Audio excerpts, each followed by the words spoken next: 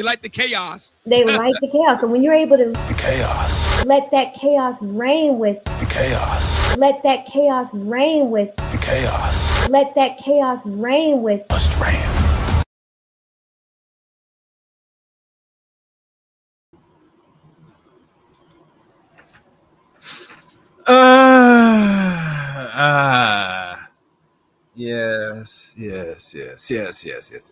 Yes. Welcome, guys. Welcome again to another edition, another live stream, another podcast here on the Chaos Reign Show. I am Chaos Reign, and today I got a good one. Some that I've observed, not fully, but some to have a conversation nonetheless. As you know, you see the thumbnail, you see the picture. As you can tell, the smile speaks for itself. You know, when she smiles like this, she's about to go in, like literally go in on them, on these so-called feminists. Hell, even make to the point where she makes Kim K cry. Surprisingly. And a fun thing about all this, right, is that Candace Owens is one of them characters. Like, she always talks about God, all this stuff, and it goes at some people that she used to work for. But when she's by herself, she doesn't really get much buzz unless she's around feminists or have a certain set of talking points, in my opinion. This is just me. But nonetheless, we're going to play the video itself. Now, I'm going to mix around with some videos here. Some you will see visually, some you might not see visually, depending on what's going to happen after I display this. So we're going to see what happens here. If you guys have any questions on the whole subject matter, please leave it in the chat room. If you're not subscribed, or put in a super chat, either or, I will look at the question depending on the situation. So no further ado, let's play this video and see what happens. And you be judged. Let's go, fair use. And obviously, you know, with your contributions, this helps to grow the channel. Let's go. Infinitely less happy.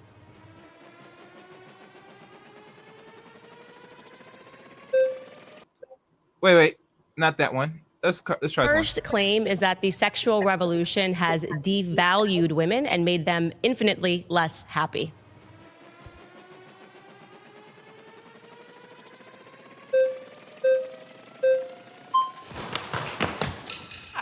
Hello.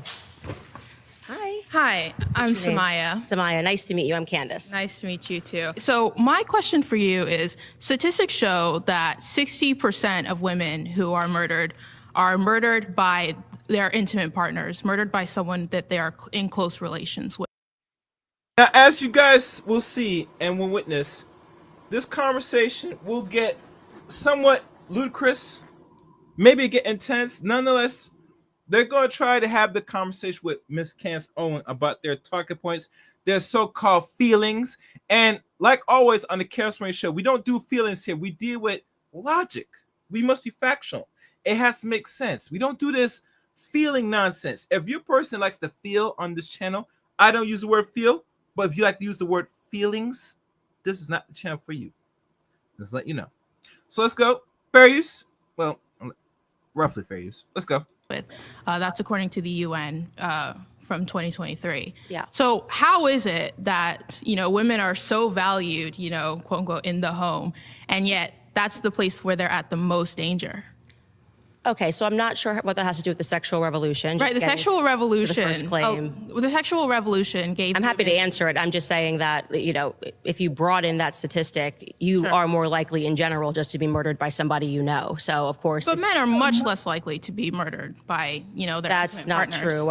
Yes, it is. Yeah, I'm sure, because men are less likely to be murdered by women. Full stop. Yeah, exactly. So that statistic makes sense to me. I'm still not sure how this correlates to whether or not the sexual revolution increased women's ability to leave the house, women's ability to. Now, when she's talking about sexual revolution, she's talking about the freedom to go around and jump on many phalluses, or let's be honest, cocks, hop on it, jump on it, and be on what I like to always call people, or gentlemen and ladies, you know me, I like to refer to as the cock carousel.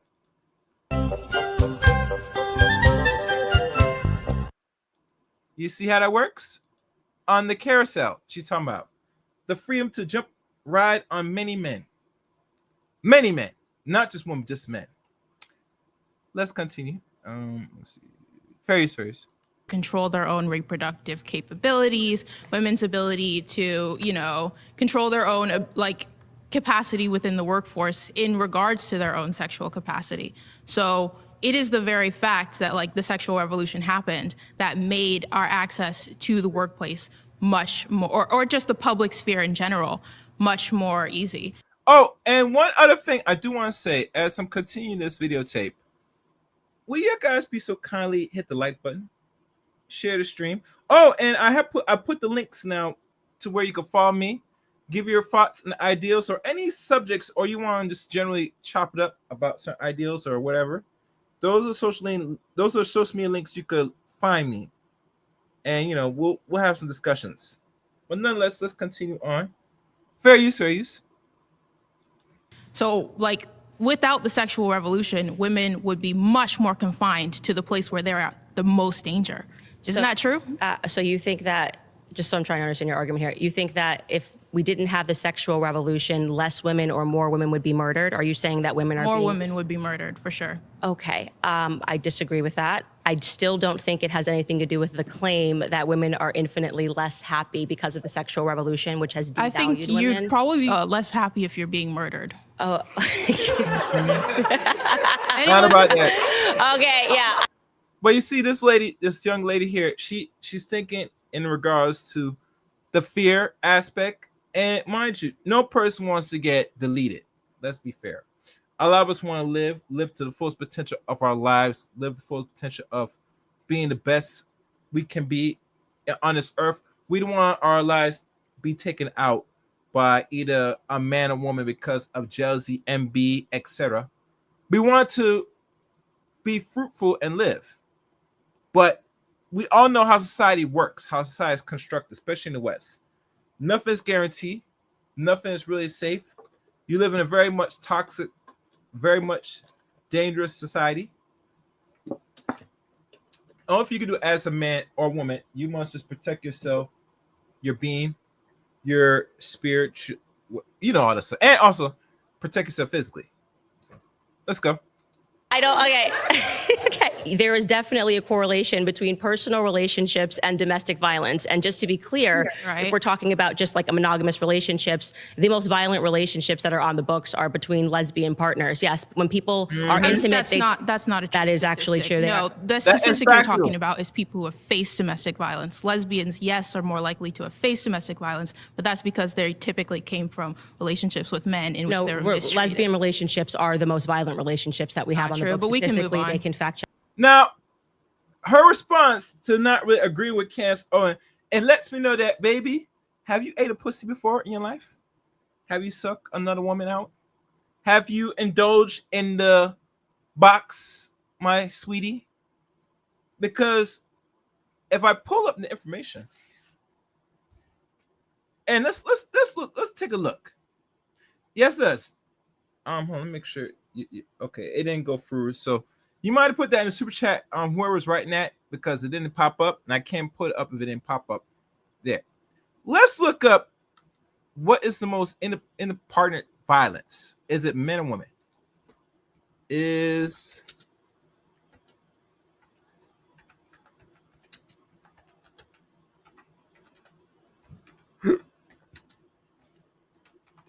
statistically.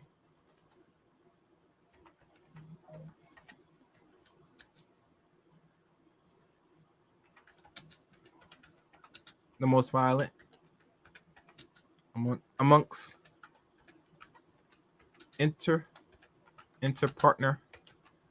partner relationships.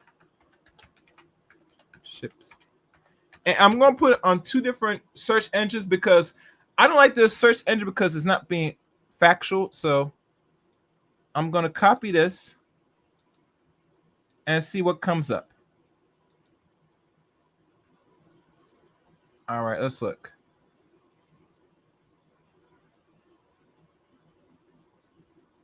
Okay. So it looks like it's actual. So let's look at another statistical fact. Let me see if this will give me another one.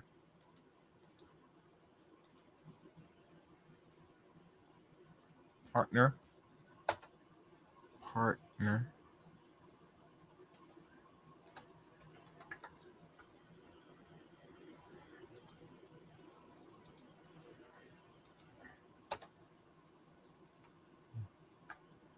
Then men. Okay, let's see what pulls up. Make sure this is accurate.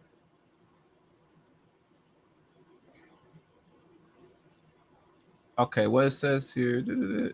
Key finds IPV, interparent violence, prevalence to lesbians 43%, bisexual, heterosexual 35%, gay men 20%. So it looks like it is the highest. Besides bisexual women, and usually bisexual means you can go either or.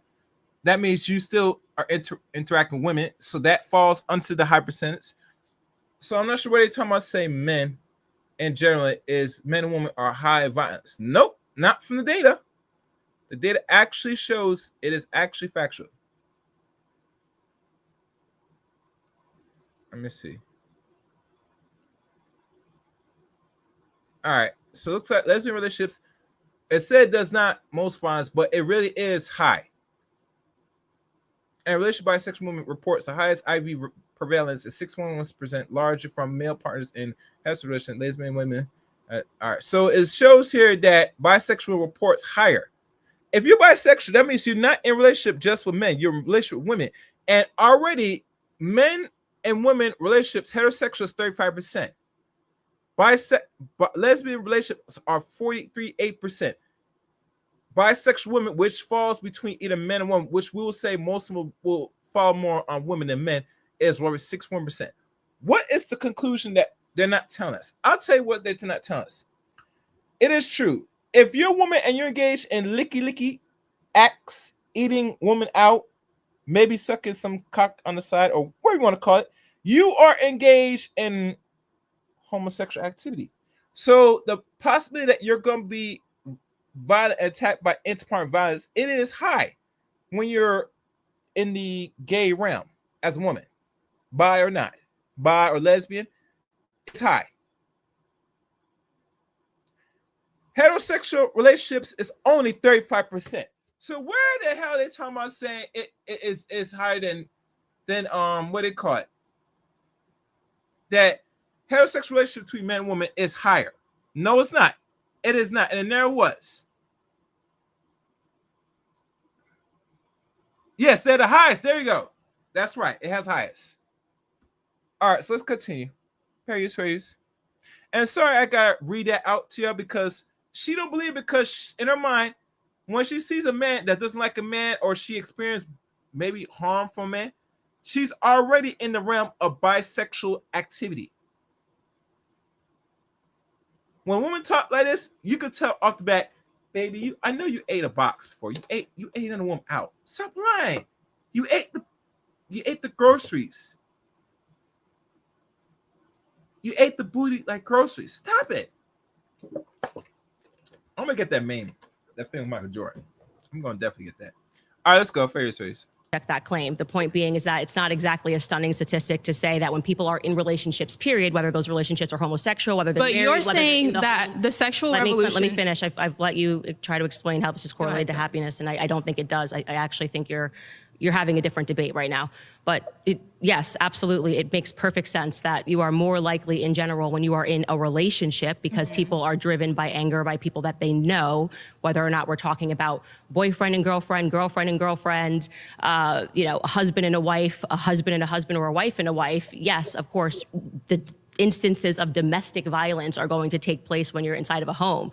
But the sexual revolution, encouraging women to give up their goods for free, which is what I'm speaking about, and encouraging men not to marry these women or to have long-term relationships, what I am saying is a direct contributor to their unhappiness, because women are giving up their goods for free and women are now entering the workplace, and that does not actually make them happy. Okay, pause. Sorry, you've been voted out by the majority. Please return to your seat.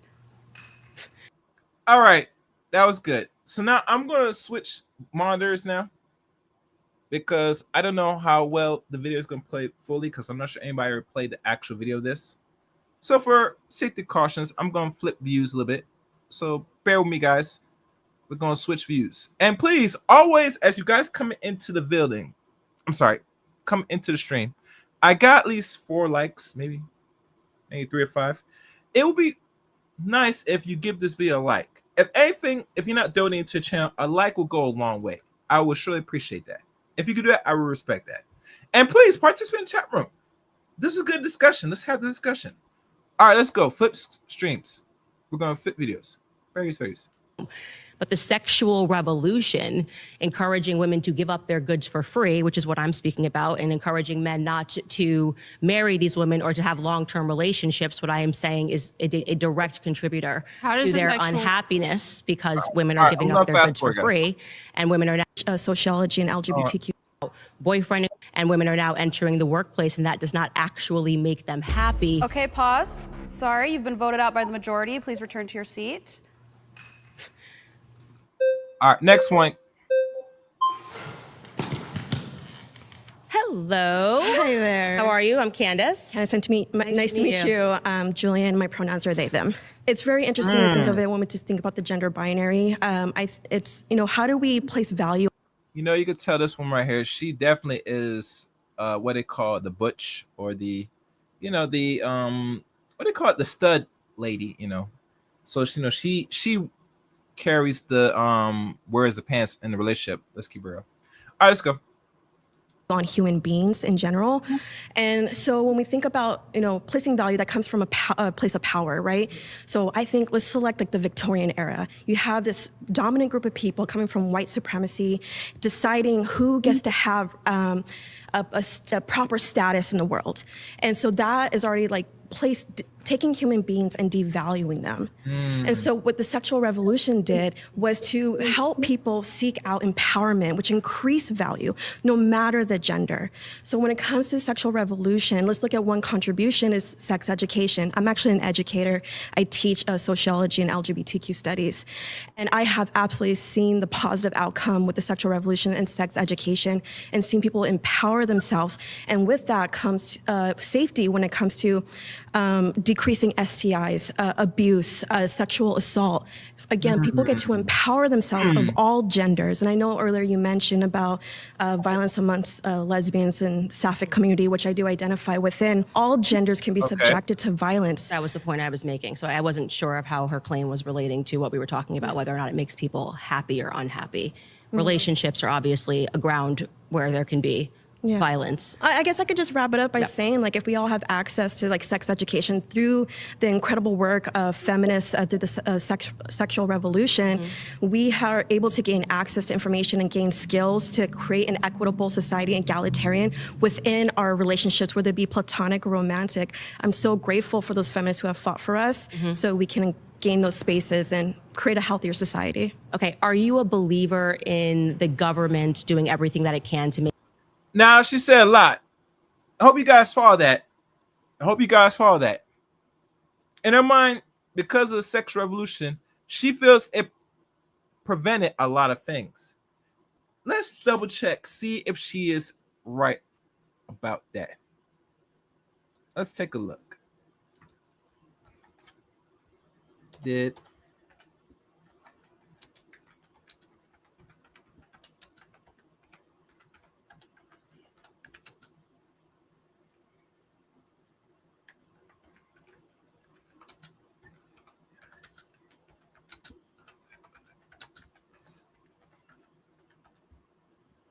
Let's take a look, see if that's right. Did the sexual revolution prevent STIs and other sexually transmitted disease? Let's check if that's right. I doubt it did, but who's keeping track? All right, let's see if that's right. And looks like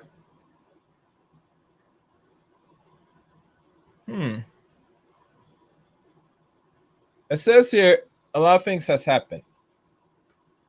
And what it says here, The sexual revolution of the 1960s and 70s brought sweeping change to attitudes around sex, gender roles, and personal freedoms. Preventing STIs wasn't one of its direct outcomes. Let me read that again. It says here, preventing STIs wasn't one of its direct outcomes. So I'm not sure what the hell this stud was babbling about. It did not stop no STIs. She's delusional. Oh my goodness. I can't believe this crap. Let me keep reading. The revolution encouraged more open conversation about sex and reduction of stigmas and premarital and non-heteronormative relationships. However, rates of sexually transmitted infection STDs actually increased during and after the period parties due to more sexual activity without widespread awareness of STI risk or access to protection. Woo! It was until HIV and AIDS crisis in the 1980s, which really it started to ring the alarm in the 1980s, actually, 45 years now, that public health campaigns began emphasizing safe sex practice like condoms use in regular testing. Modern STI prevention strategies are, dental dams, condoms, vaccines, routine testing, monogamy, a reduced number of partners, education. Now this is what from one search engine. Let's look at another search engine.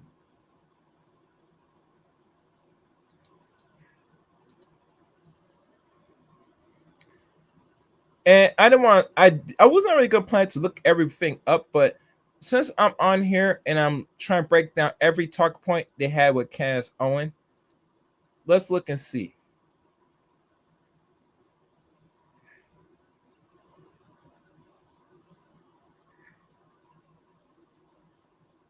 And from what I'm hearing here, it looks like it shows the same scenario.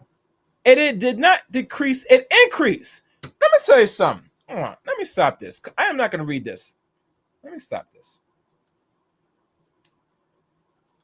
Let me say this. Make myself bigger. Let me say this.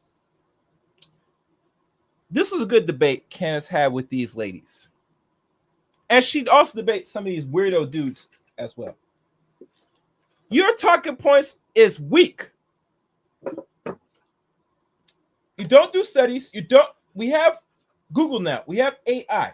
We have all these are at our disposal. When you come on the panel and you talk your bullshit in front of other speakers, some that either is well read or don't know crap, make sure when you open your mouth, you're on point and you're direct and you're really well adverse to what you're saying. Because what happens, and I'm gonna say this. Let me lower myself because I don't want to just put that. Let me say this. What she did, what the stud just said on the panel was bullshit. It did not reduce STIs on stuff. It increased with the sexual revolution. But you will not notice because you're so fantasized and your mind's on sex, particularly the same sex. Yes. Yes. Eating other women out and eating the booty like groceries is a norm in the Western culture. Yes. Yes. Yes. Yes. So where is this thing about you're reducing with the sexual revolution? Oh, wait. Anyway, let's keep going, guys. And please like the stream and share the stream because we're going to go into this. Because I know most content creators, they'll do their little 25, 30 minutes on this bullish. Not me. No. I'm going to do the full live stream. I'm going to look at the video with y'all for the first time or second time if I ever watched it. And we're going to look at this information as a whole. And we're going to make the decision. Very serious. People happy. So when it comes, as someone that teaches in the public sector, I understand the concern when it comes to like, what is a teacher, what kind of information they're providing to the students. I do believe that we, as a teacher, I should be able to give that sort of information. Again, I teach college students. One of my claims is I believe that we should mandate sex education amongst college students. Wait, hold on. What? Excuse me? You're a professor? You're really a professor? It's hard for me to believe you're a professor at a university. What university you teach, miss? I'm curious. What university you teach? Because it needs to be questioned now. It really needs to be questioned. Because early on the conversation, as you sit next to Candace, you said that the sexual revolution prevented STIs and all other disease, right? Right? What does it prevent? What school you teach? Because it looks like you teach misinformation, in my opinion. I think you're teaching misinformation, in my opinion. But this is a college professor. This is scary. Yikes. Yikes. Yikes. I'm not liking this at all. Do y'all? I don't think so. All right, let's keep going. So yes, I do want the state, I would like the government to give us those resources so we can implement that curriculum. Okay. Are you consider yourself a feminist, I'm assuming? Queer feminist. There's variations, right? What is a queer feminist as opposed to a feminist, just so I understand? Well, so I heavily believe in queer theory. So, the gender binary that we understand, it comes from colonization. So someone who is mixed race, family from Mexico, we have the Muxés in Mexico, which is an indigenous tribe. They believed in gender fluidity.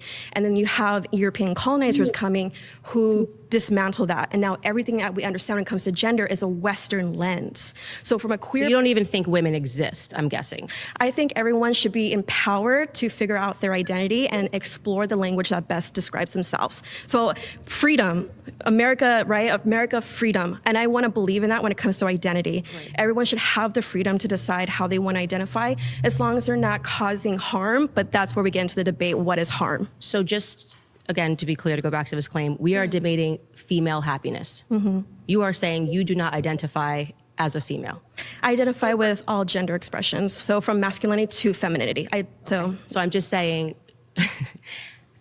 are you just saying that as a part of queer theory, you're debating whether or not women are happier after the sexual revolution? I'm just trying to understand, because it seems like you're debating queer theory as opposed to female. I believe all genders benefit from the sexual revolution. You've been voted out by the majority. Please return to your seat.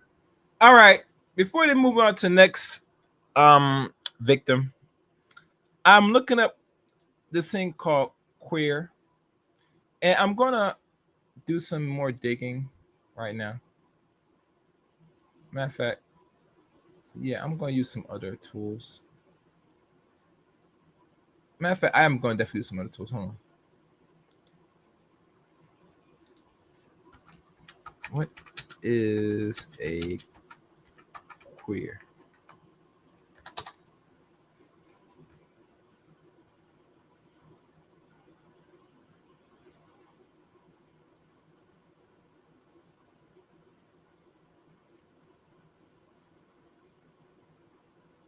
Okay. All right, that's not. All right, so let me go back to my thing. Now, what is a queer feminist? I typed it up. It's a powerful and evolving concept that blends queer theory with feminist thought. Let's break it down. What is a queer feminist?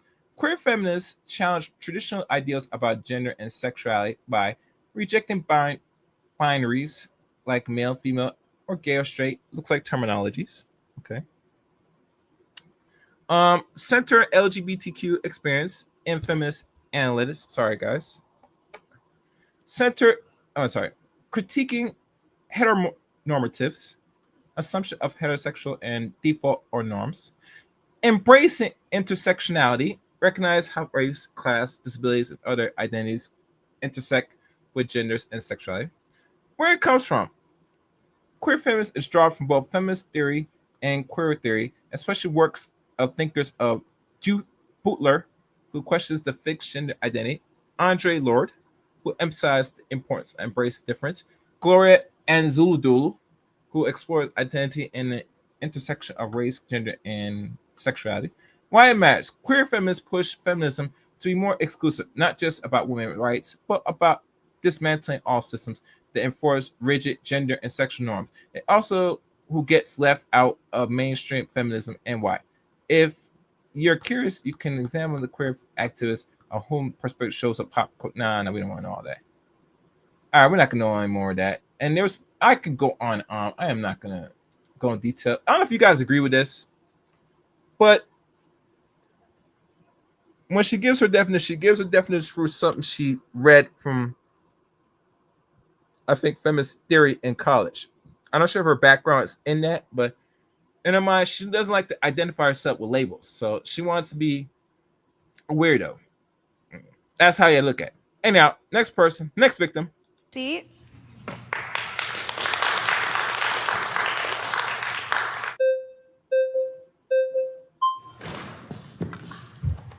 Hello, I'm Zena. Zena. Very much like your name. Thank you so much. Nice to meet you. Can we start with the beginning? Do you identify as a female? I identify as a woman, yeah. Okay. Very good. So I do want to get back to your premise. You're saying that women have been devalued, right, by the sexual revolution. This kind of presumes two things. One, that there has been a loss of worth, right, for women. So you're saying that women have, as human beings, lost worth. Women who, prior to their sexual revolution, were worth more than women today. I would say that, yes, women have devalued themselves by becoming overtly sexual. That's my claim. So, I mean, also according to just, and let's not remove this from the other part of the claim, which that it has made women infinitely less happy. Right. So are you saying, but you're saying that according to you, women have been devalued? Not according to me. According to the time in which people are getting married, how difficult it is for people to find a partner that's willing to commit to them. And I think that's in large part due to the fact that women are offering sex for free, because it was a major component of the sexual revolution was this idea. So a woman's worth is tied to her sexuality? It's not tied to, well, absolutely. If you're going to be having multiple partners, you are going to be devaluing yourself. You're worth less as a human being. Not as a human being, just, in terms of trying to have a partnership and a productive relationship. Certainly men are not going to be clamoring to have a relationship with somebody when the market is growing them. A man's response to your actions is what defines your worth, right? Yeah, well, I would say that I would argue that what makes women actually happy is family. So if you're interrupting, so just to connect the dots for you, when women are having sex with multiple partners, it devalues them for men, right? For men. So, yes. So men define a woman's worth. Well, I would say both of them kind of define one another's worth, because I think the ultimate goal for people to be happy is actually family. Okay, so you're saying not work. In all cases, a woman is going to be more fulfilled in regards to family. That's exactly what I'm saying. And this is going to work in all cases. So you're saying there's no individual case in which a woman can feel, fulfilled without being tied to other people in the case of family. I think there could be an exceptional case for everything. I think there are exceptional cases, but I think that if we all start trying to be the exception as opposed to recognizing the rule, which is that people in life are more fulfilled when they achieve a family unit and when they have children, women in particular, especially aspiring to children, then you are going to end up with a bunch of people who are unhappy because your job cannot replace the feeling of having a family. So what you're saying is we need to look at every individual case and see what is going to fulfill you, or what is going to, I guess, essentially predict your happiness more. Because if we look at, for example, the Nordic countries, right? These are countries, I'm talking about like Sweden, Denmark, right? These countries tend to be I think in the past 14 years, they've been ranked as the highest in happiness and marital satisfaction from women, right? And we see that they also have been the most open in regards to sexual norms and sexual roles, right? So, and we also see that there's less rates of STDs reported. We see more, and that's also due to comprehensive sex education that's pushed in those countries. So we see that and that's a direct result of this. But what sex education really is being pushed that's limiting people to have access to more sex? I'm very confused. Can you guys answer this in the chat room? if you mean educate more on how to do the do in the bedroom, or potentially do some in the bedroom, how does being more preventive? It don't make sense to me. Am I wrong? Express yourself in the chat room. Let's go. Sexual revolution, right? So when we're seeing that direct reports of happiness, right, we don't have these same rates in America. In these countries that are more sexually open, why would we see like those rates in those type of countries? So I think you might be referring to this sort of mass-produced study that was a part of like a behavioral science study, which said that women were the happiest women in the world were women that were actually unmarried and had careers. No. Okay. Well, there was reported happiness. Okay, sure. I'm talking about the same thing. It was reported happiness, but it could be a different. There's tons of studies. The point being is that in 2023, there was this massive scandal where they recognized that a lot of these studies that were being produced, behavioral science, was proven to be a complete fraud. And they were unable to reproduce these studies, and they also found that the data had been faked.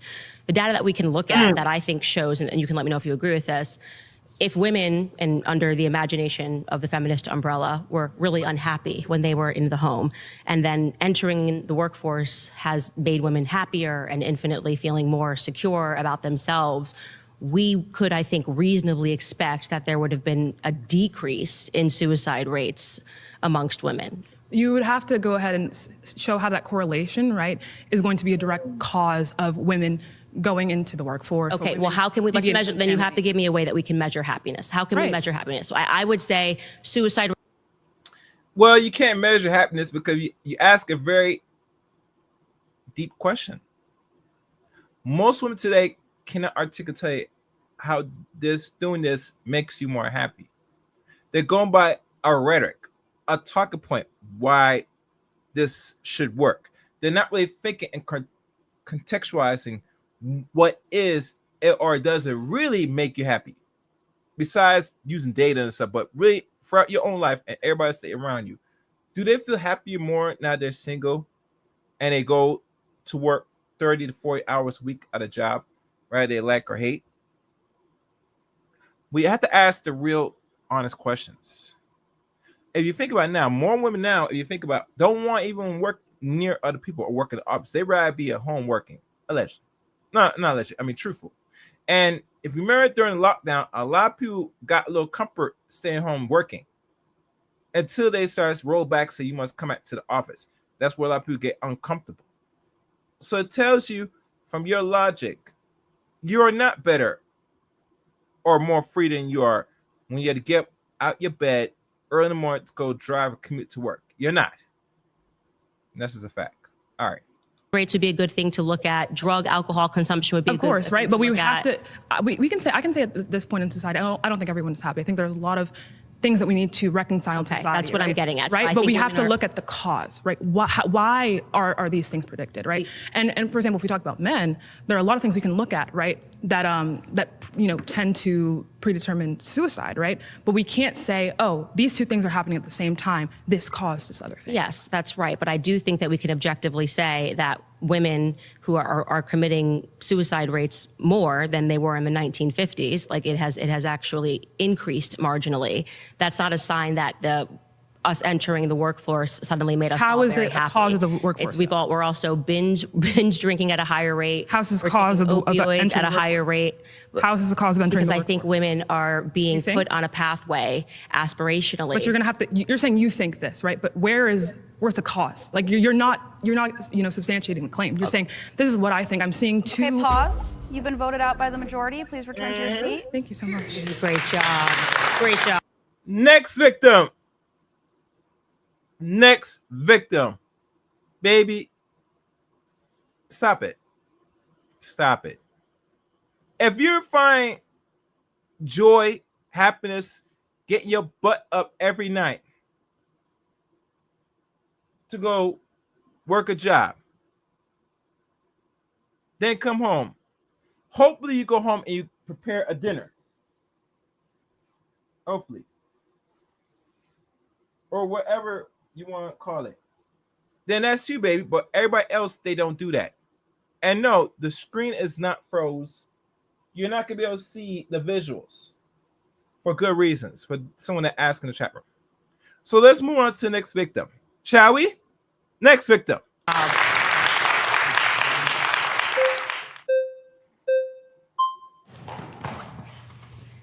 Hello, how are you?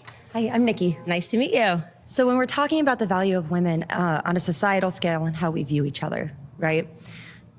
When you're devaluing us, you're objectifying us. And follow me, I promise. But rape rates have gone down by about half in the last 20 years, right? So if you're saying we're less valuable now, why wouldn't we be suffering at a higher rate? So is the argument that you're making, just so I understand, that because women are giving up sex for free, they're not being raped? Every study shows rape is not correlated with just sexual gratification. It is a power structure. Okay. So it is about objectifying and abusing women when you rape them, not about whether or not you want sex. What I am saying is that women are less objectified, so therefore we are being raped less. Okay, so you think that in today's society... Before I continue, I'm gonna say this and be clear. I could run this whole stream with the visuals where you can see them go back and forth. You could do that on your own podcast. For today, I'm trying something different. Because as you know, you don't see no commercials. For a reason. Because this content will not be garnished commercials. So what I'm doing something a little different for those that's gonna watch the playback of this stream. And I'm gonna say this personally. In a perfect world, it'd be nice to see the back and forth visually. But if you're a person you want to see motion, I apologize, you're not gonna see it tonight. The best you're gonna see is the conversation. Listen with your ears and see the picture, and you can visually see the back and forth. Use your mind, use your eyes. That's the best bet. And no, there will be no striking, because they don't strike things like this. For the person that wrote that in the comment section. No. If you look at most of your major content creators, when they start pausing videos and you don't see the videos moving constantly or they're talking, it's because they want to get something out of their video. Today, only way this is going to make anything is your donation and support with super chats and cash apps. That is as much as I'm going to go into. I'm not going more deeper into this. So for those that is not comfortable seeing just the picture, I have no answer for you. Let's go. Katie, because this is pretty wild for me. In the 1950s, you're saying women were more objectified than today in the land of OnlyFans, the Kardashian clan, and women that are essentially putting up their boobs and butts for free on Instagram. You're saying we finally have achieved less objectification, where women can't even get onto an advertising. You can't even advertise a bag without them having to be naked in order for them to get a career as a model. You're saying, oh great, we've achieved actually less objectification. So I'm not trying to suggest that I think that the over-commodification of women's bodies is positive.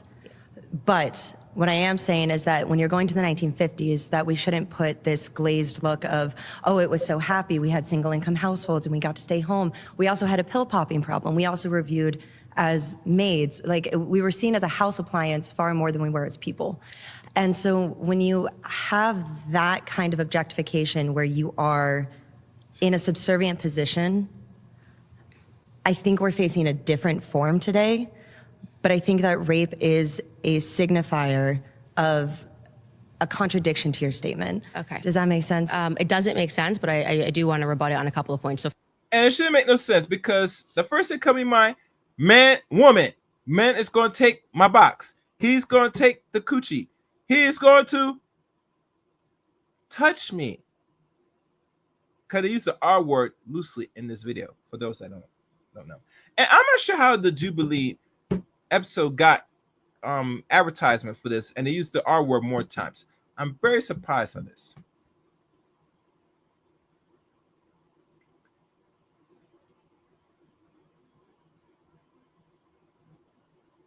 Oh, are you on Rumble, Ray? Because you put some on Rumble. Rumble needs to fix their apps so I can be easier to use live and fix the navigation of your media files. Interesting. Did not know that. All right, let's keep going. Furious. first, I just want to say, suggesting that objectification has gone downward since the 1950s is wild. That's just a firm no. That is not the truth, and you know that's not true. Wait, so do you feel But like hold on, let me answer your like, second thing. okay. Second thing, you then brought up, okay, women were at home, but they were pill popping. Well, you then have to acknowledge we're actually popping more pills now, right? So we have actually increased our amount of pill popping. Women are having overdoses on opioids. And on top of that, since I think 1999, by rate, we are increasing our opioid use compared to men. So women are not popping pills less because we're going into the workforce. That's actually not true at all either. We're also, like I said to you, consuming alcohol more and binge drinking more than we did in the 1950s, which is why I was trying to get her to say, we need to look at actually give me any reasonable metric of how we can define happiness. Because it's hard, right? Are you happy, yes or no? Sure, but wait, hold on. We're actually avoiding what my original point was about rape being the signifier. Okay, pause. You've been voted out by the majority. Please return to your seat. Thank you. Nice to meet you. Yes, lady. You talk about the R word too many times. Get your ass off this chair. Go sit down, baby. You needed some help, baby. You need to go get some counseling. You need to go find a good shrink. Hell, go find a good therapist in your hometown. Get yourself fixed, baby. Because you talking about R too many times, the R word too many times. Have you been touched when you were young, baby? Have you been touched when you're older? Because really true, you talk about the R word too many times on this particular question with Candace. I'm concerned, sweetie. I'm very much concerned. Get some help, please. Chaos is telling you and begging you, get some goddamn help. Because you should not use the R word so loosely. Moving on. I know, ain't that something? She used the R word a lot of times. Jesus Christ. And now, next victim. Yeah.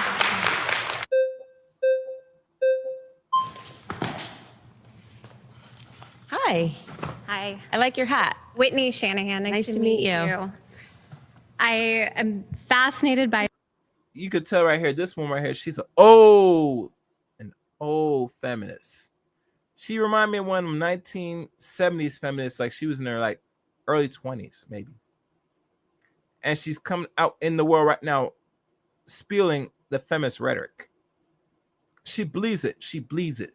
She knows feminism by look at her face in the hat. Let's remind you of your auntie or your grandma with her look, guys. Let's remind you of that. I'm just curious. Anyway, let's go. Their claim that women have lost happiness since the sexual revolution, since the 1950s. Do you think that there's any tie to happiness and freedom and happiness and choice? Because since 1950s, since the sexual revolution, women have gotten exponentially more freedom and more choice. And for me, as a mother and as a woman, having the freedom to choose what I do, to make my own destiny, makes me infinitely more happy than, say, back before the sexual revolution when I couldn't get a bank account, couldn't get a home loan, couldn't work outside the home, couldn't travel around without a man, couldn't control my own reproduction. So I feel that happiness, personally, my belief, is tied to our ability to have freedom. And I think that in the United States, protecting freedom and our individual freedoms is what's going to lead us to happiness. Did you go to college? Absolutely. Okay, great. Did you? So yes, I did. So you have a degree. Absolutely. Now, when you went to college, did you go to college because it was simply something that you wanted to do? Or did you think that I have to go to college because in order to get a job, I have to have a college degree? I went to college for art because I was fascinated with art. Okay. It's just answering my question. Yeah, I'm not answering the question. Did you go to college? Was that the only reason you went to college? Or did you think that I might want to do something in art, so I have to go to college, like for my career? I went to school because I wanted to expand my horizons. I mean, I think that's why most people go to university. No, Why did you go? That's actually not Why true. did A lot you of go? I went, and I think a lot of people go because there's a pressure that if you don't go to college, you're going to be a failure. It's a choice. Everything's a choice. So taking away choices doesn't make people happier. Taking away freedom doesn't make people happier. I'm disagreeing with you on the idea that people are feeling more free by financial pressure. I think financial pressure makes people feel remarkably less free. So you want no bank accounts again? Women not to have credit cards? I'm not saying that women shouldn't have access to credit. Let me pause this right here. And I'm gonna be honest, and I'm not gonna be mean, personally. I can't shit people on the college route. And this is my thing. This is just me, guys. You take it wherever you want, where you want to take it.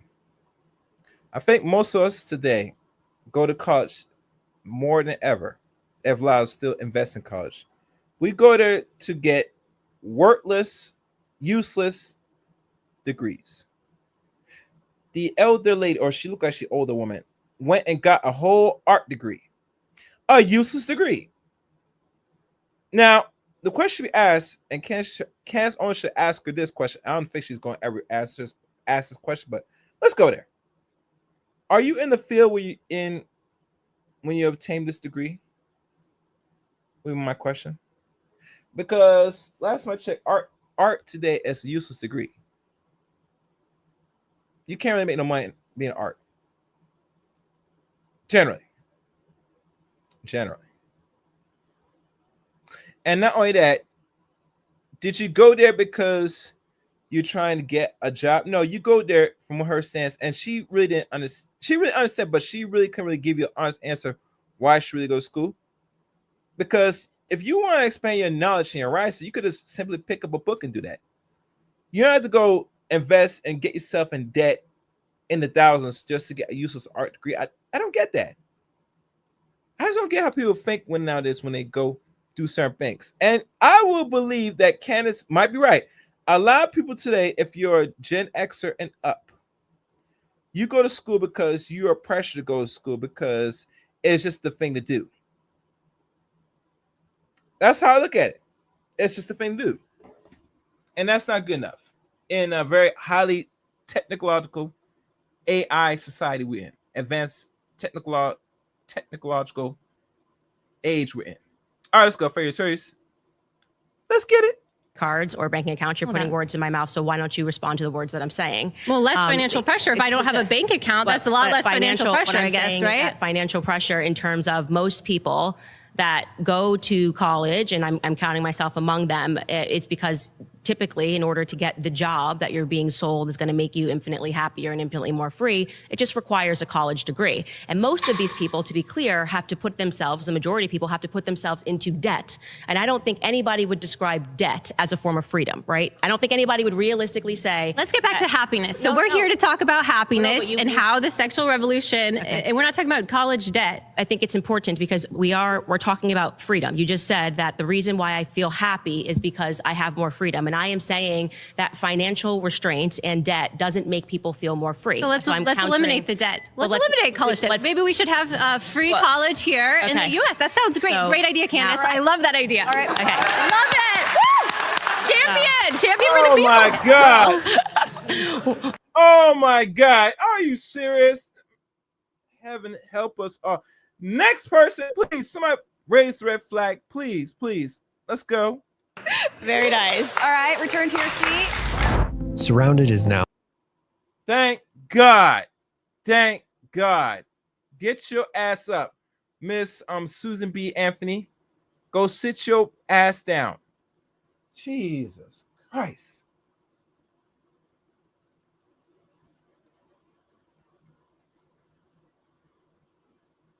Yeah, that might be true as well.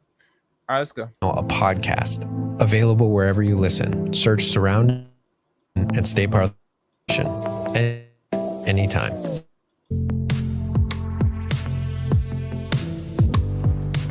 My second claim is that no career will give women as much joy and fulfillment as race.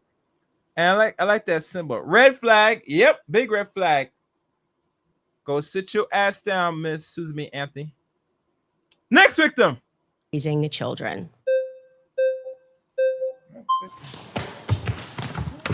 Not today. Oh, hi, Candace. How are you? Hi, nice to meet you. Nice to meet you. I'm John. Here you go. Here's the loser right now. Here's one of these dudes. Let's see if he holds up to bring logic since there's a man on the panel. Let's hope this goes well. Furious. Okay, so I feel like a lot of your arguments today are very rooted in a sort of old school perspective, I have to be honest. Like, I think, and I'm not trying to be insulting whatsoever, I feel as though most people would identify that claim as pretty extreme and pretty, like, Children are extreme? Well, no, that women would get more happiness inherently from raising kids than having a job or deciding what they want to do with their lives. Why is that? I'm just curious. Oh, for guys in the chat room, Ray, if you're in the chat room, can you tell people to hit the like button? Because sometimes I'm not gonna keep an eye on the likes. Can you let people know to like the stream as they come through, my brother, if you can? I appreciate it. Let's go. Why would having children, which is just a natural biological conclusion, be something that sounds extreme? I just said inherently. Inherently That's the extreme. inherent expectation. Yeah. That's better for women. It's inherent because it's biological. So I think when we think about things that are inherent, I think biology is a good thing to start with, right? So biologically speaking, men and women come together, they form families, and that's the reason why you're sitting here. That's the reason that I'm sitting here, is because biology is inherent. Well, so I was saying child- it's just natural order that we're speaking about, right? Okay, let's break it down. So why do you believe that? Why do you believe that? Why do I believe that women? Why do you inherently are happier? Yeah. Okay, you keep stressing this word inherent. So. Yeah, yeah. I think because it speaks to natural order, and every piece of life, I think, is enriched by You children. don't think it's natural for women to get to decide what they want to do with their lives? I do not think that saying women can decide whether or not they want to go to work or have children is problematic. What I'm saying to you is that women will get the most fulfillment from having a family. Ray, one thing I would like to say, my brother, please don't put too many emojis. 1 or 2 emojis is good. If you put too many, the bot is gonna mark it as spam. So please, just 1 like and 1, beer will go well. Don't put a lot of emojis because the bot is watching you, Ray. Just let you know. 1, 2 emojis is good enough, not multiple emojis. Thank you. Let's go. Because it's natural. It's natural, but also children are wonderful and beautiful and spiritually divine creatures. I mean, they're amazing. There's everything about having a child. Yes, it's a lot of work. It's beautiful. I hear that. Well, Yeah. Okay, what if there's a little girl born and it's her dream her entire life to be an author or to be, on TV or any of these things, and having children is very expensive. It takes a lot of time. So how is it better for that, and I understand this is hypothetical, but that hypothetical little girl to have children than to pursue these things that would make her happy as she gets older? I just think that if she publishes the book and she has a child, she would agree with me that the child was more fulfilling and made her happy. That's what I'm happier than the book did, is what I'm saying. And I say this as a published author of a New York Times. I would choose my children over my best-selling book. And I was that little girl who had a dream that it would be really great if I could share my thoughts and ideas in a book. But it is utter insanity for me to reflect on that and say that I would have rather published Blackout than to have my 3 children. But why is it rather? You see what I'm saying? It's not rather. I'm just saying Well, that's that your claim. it Your claim is that it's better. It will be more fulfilled. Right. Yes. So rather. Well, if it's an either or, if you're saying it's an either or, I'm just saying that if these 2 things have happened in your life, the thing that will bring you more spiritual fulfillment will be children. And so women who are neglecting that, who are neglecting the pathway to, strive toward family because they think their career is going to hug them at night, or they think that when they're on their deathbed, their career is going to come up next to them and say, you were so great to me. I think that they've stepped into a delusion, and I'm hopeful that they wake up from it before it's too late. All right, pause. Yeah. Sorry, you've been voted out by the majority. Please return to your seat. I don't know if this man put up a decent fight. What y'all think in the chat room? Do you think this man hold his end against Candace?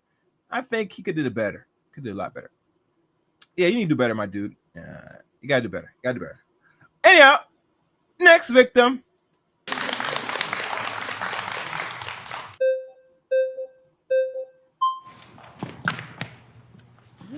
Hi. Naima, Nice to meet you.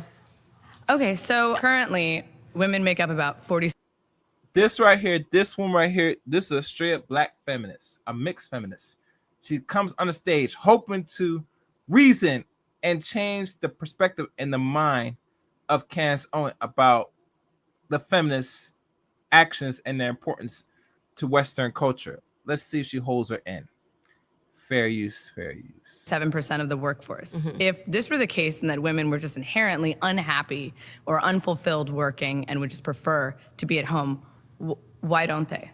because we've made that, due to prior feminist waves, nearly impossible, because now, which I believe that the reason that the government wanted women to enter the workforce is because it gave them an opportunity to tax a household twice. And so this goes back to what I was saying, is that there's a lot of financial pressure that is being exerted on young women to enter the workforce, and they do so blindly under this illusion that somehow entering the workforce is going to make you more fulfilled, like getting yourself into 6 figures of debt, going to college, to then take on a career and be in debt and having to pay student loans while you make 35K is going to make you happier. And I'm saying that isn't actually true. Okay, so I hear that. Yeah. At the same time, would you not agree that that women can both have a career and have children? I mean, you are actively doing that right now. And I want to be very clear, because I am actively doing it right now. I would be someone that you would call an exception, because I get to work from home. I get to wake up in the morning. I don't have a boss, right? I don't have to go into the office from 9 to 5. You once had a boss, Candace. Let's keep that real. You once had a boss, but you decided to be defiant and tell him that Jesus Christ was king in front of Ben Shapiro, the short little man, I think it was a Jewish man. And he took offense and decided to give you your walking papers. So it's not like you really got into the moment of being a housewife and staying home and not have a boss. You forward your boss. Like, literally, you made the conscious decision that you don't want to be under no boss. So you work, and now you so-called work for yourself, allegedly. And we're not sure how that's turning out right now, but let's be honest, you don't really need to work, because your white husband makes a whole lot of money, last time I checked. But isn't it ironic your white husband makes this, if he's doing very good financially, why does he invest in you and what you're doing and put all his money to build you up? I'm just saying. Fair use. I get to then therefore spend the entire morning with my children. So you're an exception, and the 47% of women that make up our labor force are also an exception? No, the exact opposite. So I'm trying to make it more realistic, because I think it's really bad form when people who are able to stay at home, right, and are able to start working at, 1:00 p.m. as I do, after being around their children, the children are running around all day, will then preach to you that every woman can have this. That's not the reality. The reality is that the overwhelming majority of people are stuck behind a desk all day, and they're not happy. They're not doing work that gratifies them at all. And at the same time, they're suspending. Well, that's just what career you've chosen. But I think that the issue with your work a 9 to 5. I think that's okay. reality, Yes, but right? if it's the job that is making them unhappy, then maybe they should have chosen a different career path and not the structure of the career itself. But my issue with this is that not only is it claiming that women can't both be mothers and have jobs, which we know to be true because millions of women do that. My mother does that. You are actively doing it right now. But it also is qualifying what every single woman in this country wants without any clear evidence. I mean, there's 169 million women in this country over. Okay. How can you say that you know exactly what every woman secretly wants? Are you asking them? That wasn't my claim that I secretly know what every single woman wants. I'm saying that if you measure up at the end of your life, what brought you more fulfillment, your career or a children, raising children in your family, we will discover that, and there actually have been studies, people that have gone to people on their deathbeds, and the number one regret that people had was that they gave too much to their careers. And this includes men, by the way. Well, yeah, that's true. I mean, of course, human relation is going to be valued over money and profit. So then but you at don't the same time, what does that even? With my arguments I do at all. disagree with You're your agreeing argument. with my Yes, argument. humans prefer humans over a job, but that's not just singular to women. That's everyone. And my question is, what does that even have to like? What is the goal of that? Should every woman quit working and just have a child? Well, I'm just trying to warn you that if you decide to suspend that pursuit of family because you think that you have to first climb the ladder, a lot of women make that mistake and they don't end up finding a partner. But that's their right. It's free will. You We would live in a definitely free have a right to make a mistake. You don't get to say what people should and shouldn't do. I don't think my claim is this is what people should or should not do. I'm just simply stating that my claim is that you will be more fulfilled if you focus on you trying don't get to decide build what a family. Other people are fulfilled by. Okay, am making my claim here that women are infinitely more fulfilled in the household and raising children than they are taking that 9-to-5 job. But you have no evidence of that. In fact, you are evidence against your own claim. I'm not evidence against my own claim. You are. I'm saying You're that here at work right now. I've literally said, I am telling you, women cannot have it all. That is an illusion, and that is an illusion that is stressing women out. And I think it is the reason why so many women are turning to popping pills, why there's been such a significant, more than 1,000% increase since 1999. But men can have it all. Men can be fathers and have a job, but women can't do that? I don't think you can have it all. It sounds like you're devaluing women. I think that women can do everything that a man can do, and men have done this historically throughout time and memoriam. I think women is our debate topic today. So women exist in a society with men. We are comparing women are trying to be both women and men, and that is why women are unhappy today. Is because actually, what's quite ironic about the feminist movement is that I think women are just trying to be people. I think women have been taught that being a woman is not enough, and that you have to also aspire to be a man, and that's the irony. It's like a psychological conditioning. What feminists went out and did and said is that in order for women to have value, women need to be like men. And I'm saying that actually women and men are biologically different. There are differences in our behavior. There are differences in our desires. And I think evidence of the feminist movement, by the way, shows us that, because even when women enter into the college education space, the pathways of career that we choose are different from men because we're biologically different, right? Okay, so before she continues, I think almost over 20 people watching. Can you guys give this video a like? I sure appreciate it. Likes are free. Please hit the like button.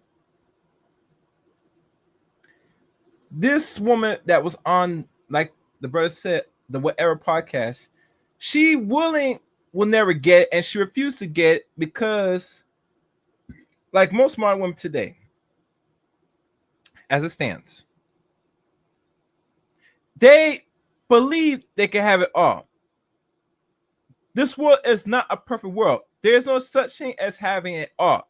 You must make compromise. You must make trade-offs.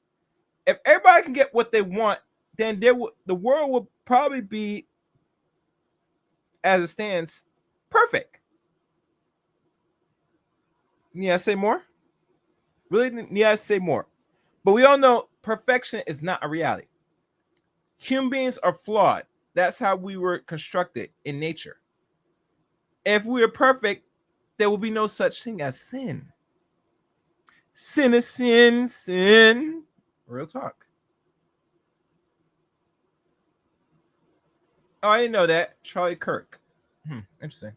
All right, let her keep rambling, because Candace is really laying a smackdown on this feminist chick. Fairies. Let's say that this is true, that women truly are more fulfilled at home. Now, the average cost of raising a child a year is around $21,000 or more. So my issue is, are you saying that women should just suddenly stop working and now the onus is entirely on men? Like, the society that you're pitching is not sustainable economically. It was sustained economically. But it's not right All now. right, pause. Naima, you've been voted out by the majority. Please return to your seat. Yes, Naima, you did not pose a good fight. You're just going back and forth and saying that you think in your mind you should have it all. That women, unfortunately, are perfect, or if you want to pursue the perfect, and that they should be able to walk and talk and chew bubble gum at the same time, and that's not really true. I mean, if you look at, what Candace saying, that you could be fulfilled staying at home. You don't have to really work if you choose to.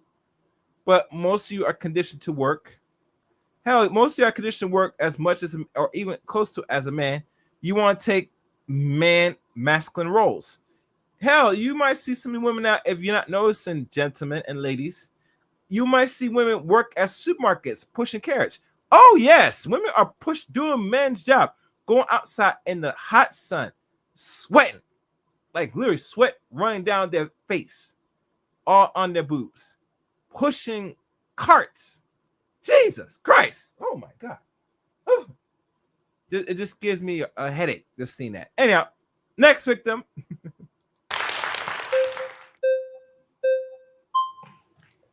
Hi, I'm Ceci. Nice to meet you. Oh, I didn't want to go into the driving truck aspect.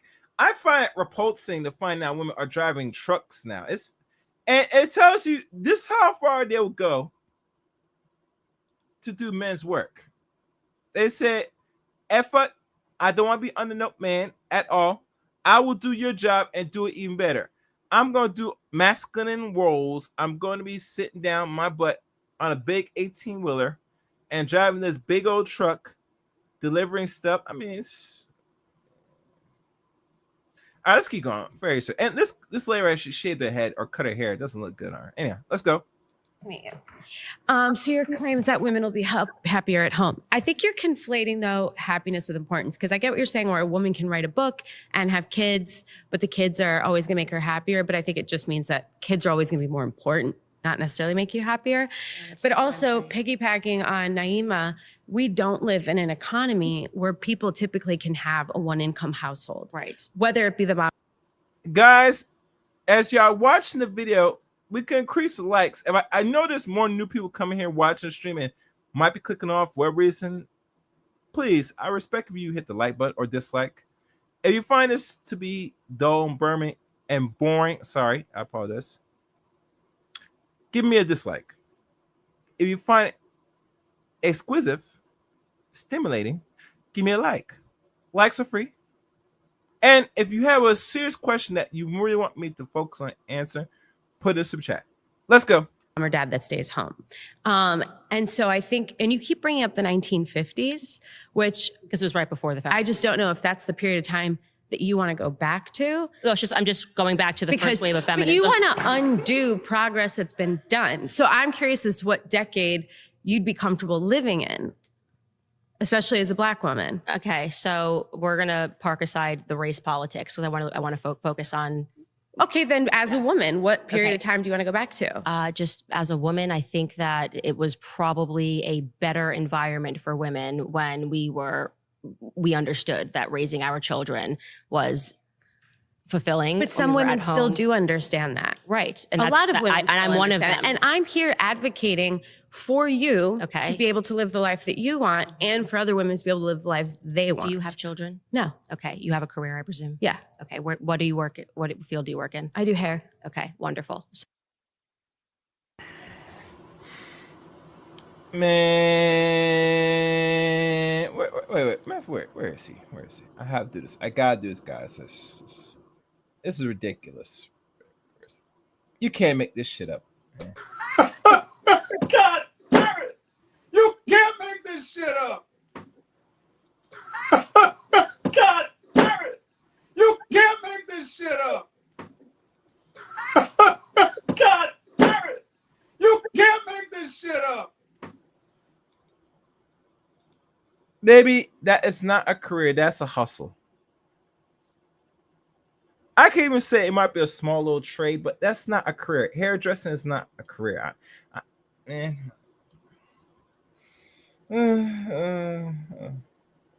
right, let's continue. And the funny thing, she has no kids either. So man, you can't speak on this, baby. Let's go.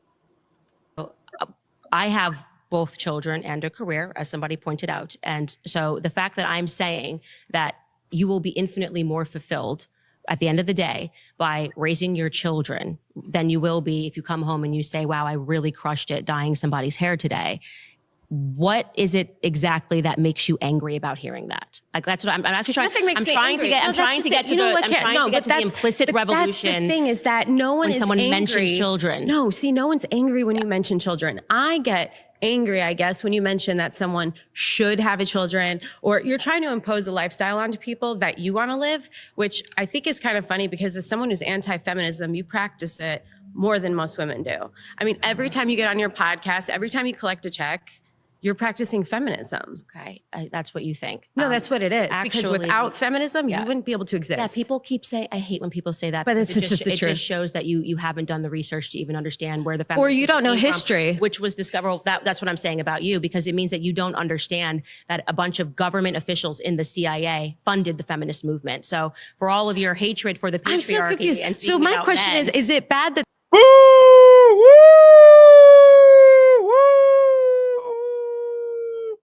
Damn. Candace laid a smackdown on that chick, and she tried to change the subject quick. Shame on her. You did not really do the deep history. Who really constructed, besides the few female and male scholars, that introduced this so-called wave of feminism. It was really these people in higher up made it possible with the institutions. Ain't that something, guys? Ain't that something? Fair use. They funded it or bad that it just happened? Men wanted women to go into the workforce. The government, which had a lot of men, it was being. Are you talking about because World War II occurred and we had to go to factories, and then when we left the factories, they forced us back into the homes? That's not what I'm saying at all. So let me tell you what I'm saying, and then you can respond to it. Go for it.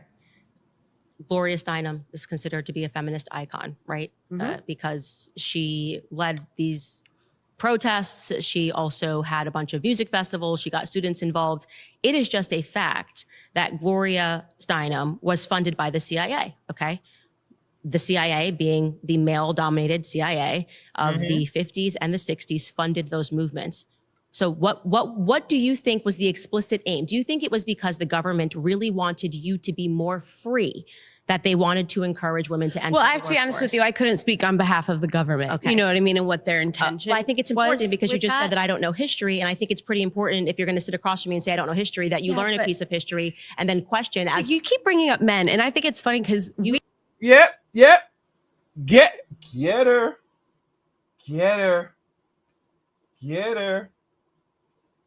Candace. They don't do the deeper research of really the people that conspire or help facilitate the feminism that she absorbs. And they will never do that. And the reason why, because they don't care who created, who will facilitate. All they hear is it's here. That's scary. Very scary. If I do say so myself. And I'm looking at my device now. Let's see.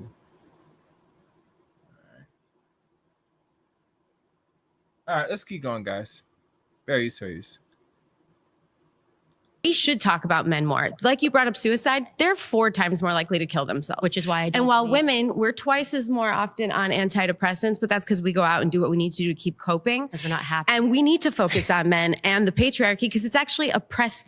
So why you need a cope, baby? Why are you on these psychotic drugs, these brain medication drugs that will make you more insane and turn you more, and not careful, stupid? Why are you on these drugs, baby? That's a question you ask yourself. Come on, why are you on it? Why are you on it? There's always cause for effect, and you're not answering your own question. Why are you on these type of things? Why are you dependent on these drugs? Whatever you do in life should be fulfilling, right? Right? But you're not fulfilled. That tells me you're not happy because you're content.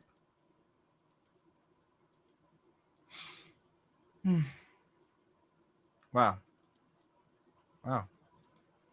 I tell you, this one's a strange one, bro.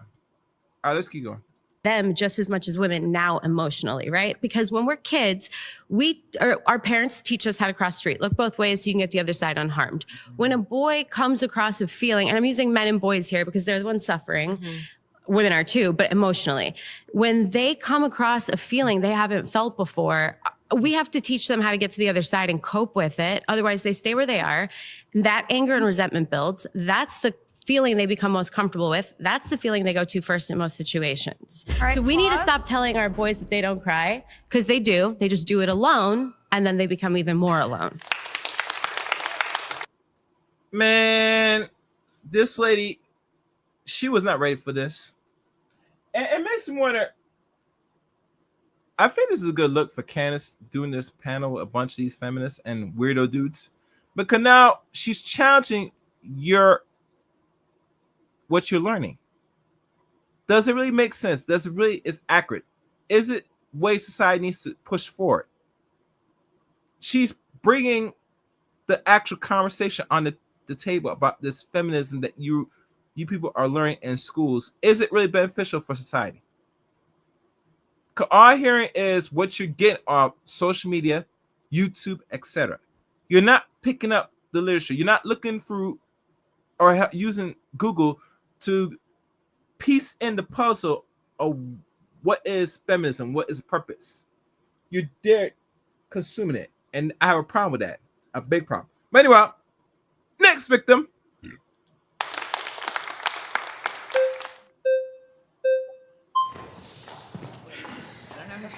All right. Jasmine, Nice to meet you. All right, the next woman you see on the panel, this lady is a professional, adult actress. She sucks the cock for a living, and has OnlyFans. So the woman you see on the picture, she is in the business, if I do say so myself. She has debated with a lot of men. She might even go as far as might have a degree, but you out here busting wide open on OnlyFans. It makes no sense to me. It makes no sense. But you can hear from your own point of view, people. Fair use. And guys, subscribe to the channel. Support the channel. Super chat or cash app. You know the deal. I do want my money. My money. I told you. Where is my money? Betty, bring me everyone. I need my money. I need my money. What do you mean everyone? Let's go. Meet you. Okay, so you say that women are more fulfilled at home with kids than going out into the workforce or getting educated, but that just really doesn't bear out when you look at the stats, when you look at how working mothers are way less likely to be in poverty. Maternal education is the #1 predictor of childhood outcomes, better scores, getting higher incomes in the future, fewer behavioral problems, better mental health. So it's weird to me and college educated women are least likely to get divorced, and they're the only women, the top 10% of women are the only women whose marriage rates are going up. So they're getting married, Are you sure about that? Whoa.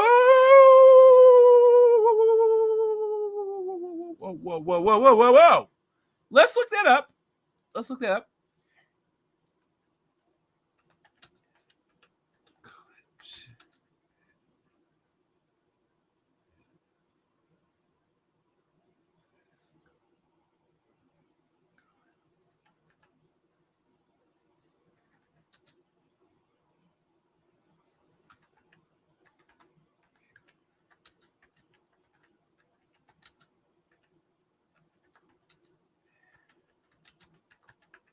I'm gonna look at it right now.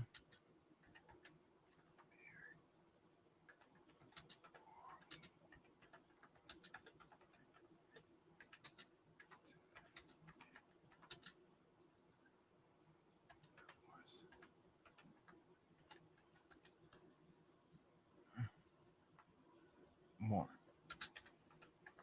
All right, let's look this up. We're gonna look this up. Because that's a very much heavy claim.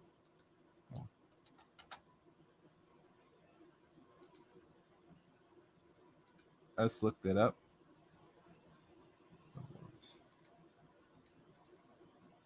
All right.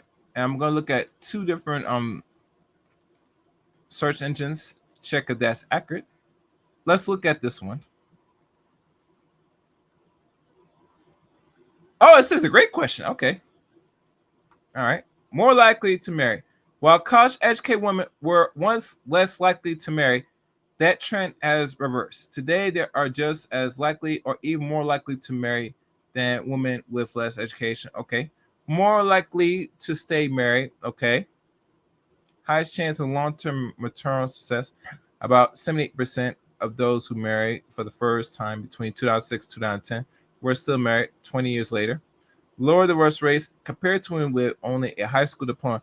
4% still married after 20 years. College-educated women are significantly less likely to divorce. In fact, divorce rates for individuals who are bachelor's degree or higher is around 25.9% compared to 45.3% of those without high school diplomas. Okay, college grads tend to marry later, which is linked to more stable unions. They often have greater financial scrutiny, which reduce stressors that can lead to divorce. They may also be more likely to seek counsel and support when faced with relationship challenge. Okay, so the short college-educated women are married more and stay married longer than their less educated peers. If you're curious, go show more. racial. We're not gonna look at racial groups. Now we're gonna look at this here, see if this search engine gives me more of the same results, and see who's telling the truth, who's lying. Marriage rate from college educated trends. College educated women are less likely to marry compared to early decades, but those do marry tend to be later. Okay, hold on. I'm gonna let it run this course. Make sure you guys like the stream, share the stream. You know, if you like the channel, you can support for Super Chat or the Cash App. You know, support the channel, guys. Don't be stingy. You know how it is. As I'm letting it run this course. Let's look. All right. Okay, let me see. Okay.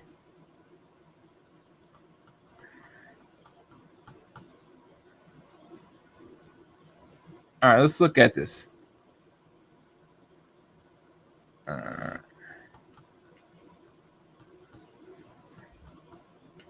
Says here.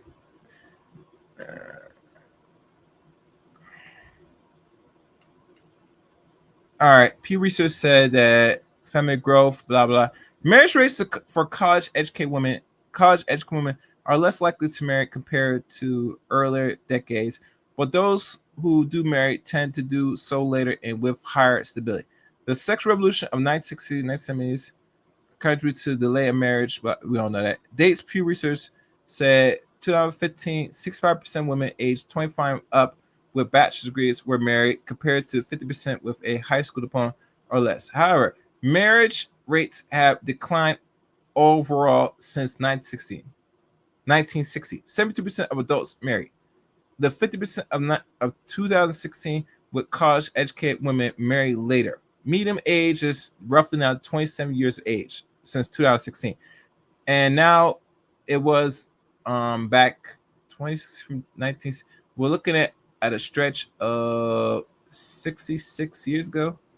It said, 56 years ago, the average age for married couples was around 20. NSFGs of 2006 and 2010. Among women born in 1960 through 1965, college educated women were less likely to marry by age 30. 6% versus 8% for less educated women, but more likely to marry by age 40 reflects delayed marriage. Census of 2021, marriage rates dropped from 8.2 per 1,000 population in 2000 to 6.2 in 2021, but the college educated woman contributes to this decline by delayed marriage. Context from Sexual Revolution. The revolution emphasized on career autonomy, led college educated women to prioritize education and work delays marriage. That aligned with ex post claims college prepared women for careers or marriage, reduced marriage rates. Okay. Divorce rates for college educated women. This is one that really see if it makes sense. College educated women who marry have lower divorce rates and longer lasting marriage compared to less educated women. The sexual revolution impact of financial independence and gender equality has empowered college educated women to leave unhappy marriages, but their marriage are generally more stable due to economic security and later marriage age. Oh, this is not boring, y'all guys. I just got to look at see if she was what she said. The OnlyFans chick that's on the panel with Candace. See if she's right.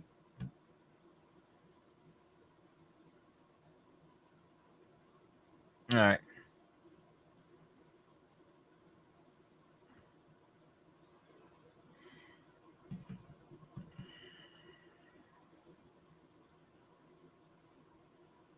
Oh, here's some right here. The claim about 9% divorce initiation from 2015 study by the American Socialist Association found that this is 10 years ago. 69% of divorcees are initiated by women, with college education women initiating upwards of 90% in some samples. However, the reflection their agency in unhappy marriage, not a higher divorce rate.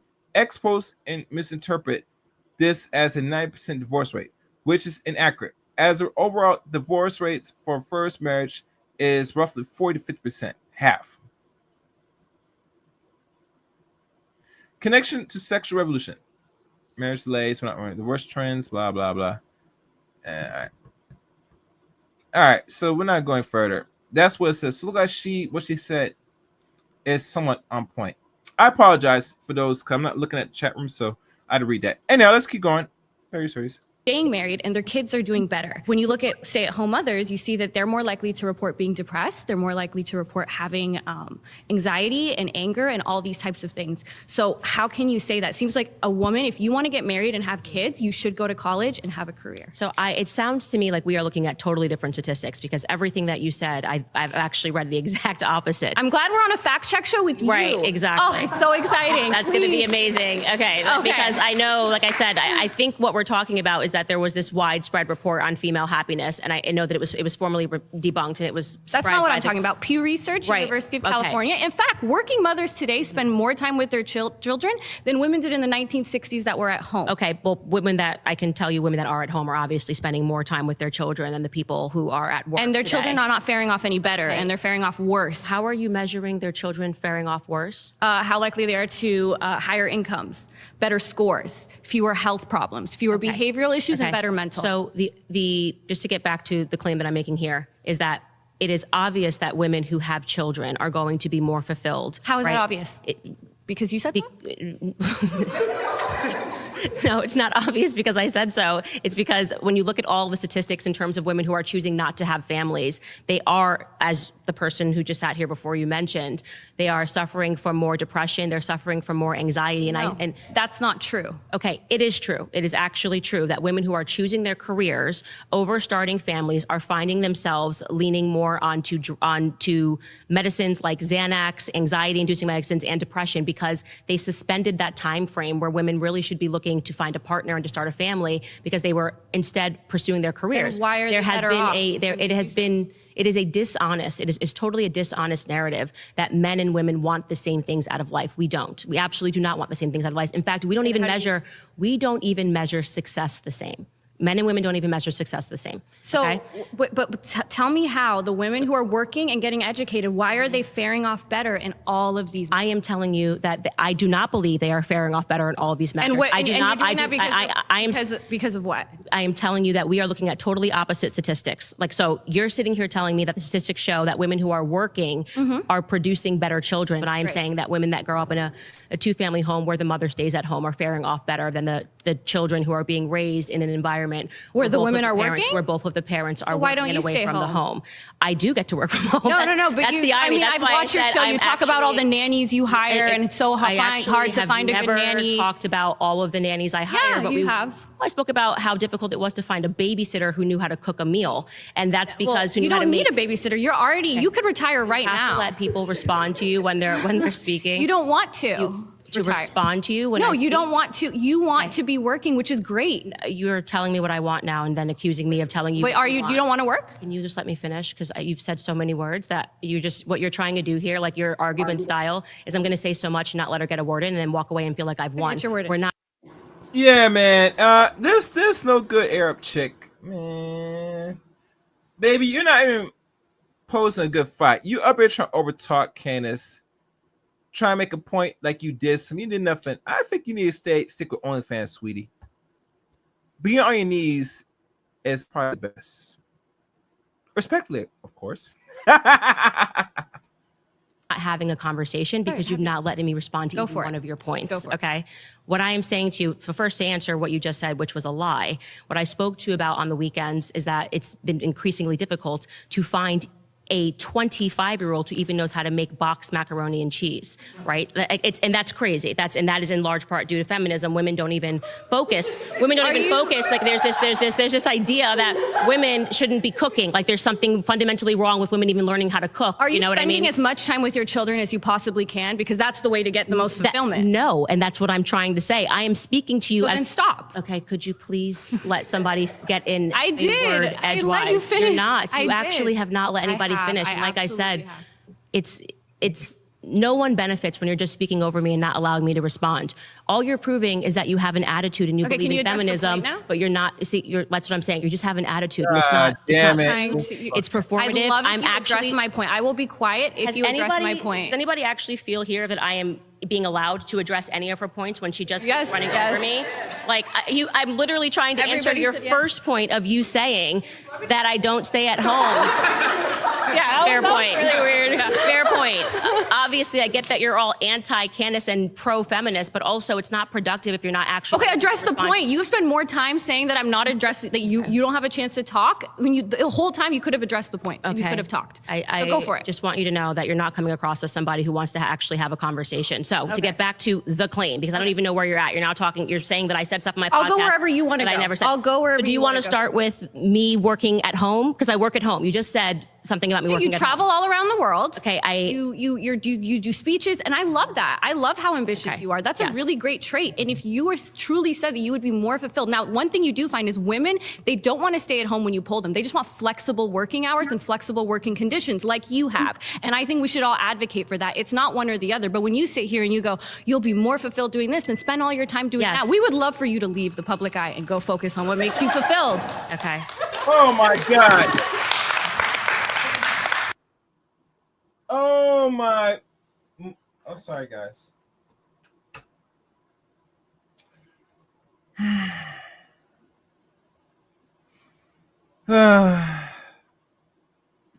No, this bitch did not did all that just to tell Candace, go back home with your children and raise your children and be a working mother.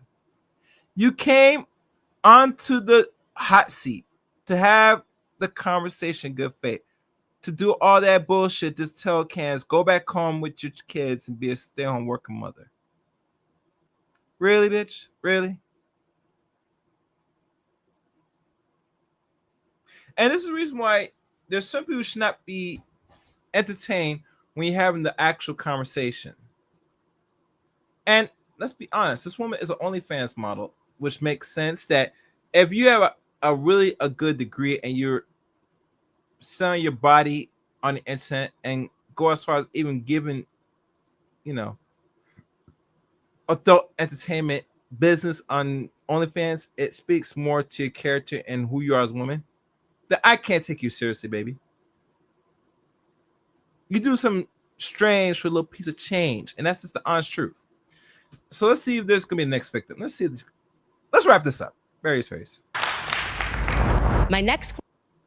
All right, this one I'm gonna play visually for those that know, because this is one that needs to be discussed. The Queen Maker comes in the building. Let's see if she holds up to better discussion. Various. This helps you quickly. Oh, wait, hold on. All right, let's go. Let's share this. News helps you quickly find. All right. Hold on, guys. Yeah.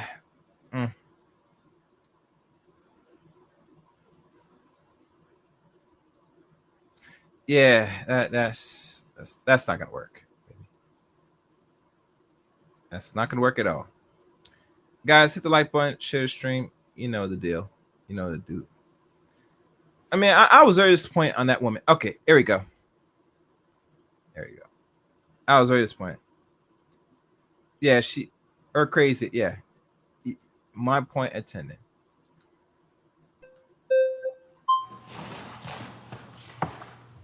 Hi, hello. Nice to meet you. It's a pleasure to meet you. I'm Princella, the Queen Maker. Love that. So you say we live in a matriarchy. Right. Can you give me the definition of patriarchy? Yes. Well, the patriarchy is the idea that the system, our system in America, is being run by men, and that women are having to exist under a system that immediately disadvantages them because men are behind it. And I disagree with that pointedly. I think actually we're living in a society where people are being very much influenced socially and politically by women. Okay, so the denotative definition of patriarchy is father rule, and where positions of government are held majorly by men, where women are largely excluded. So 125 House of Representatives are female, and that's only about 25%. Right. And only about 28% make up Senate, and 3.3% of Congress up until this date have ever been women. So by denotative definition, we literally live in a patriarchy. Yes, so I disagree with that. So I think what this gets to, which is actually an important part. Now, she thinks in her mind that because there are women in certain positions by a certain numbers, in princess logic, we still live in a patriarchy. Let's hear Candace's response to that. Part of the conversation is that people always think that where there is disparity, there's somehow inequality, and I actually reject that entirely.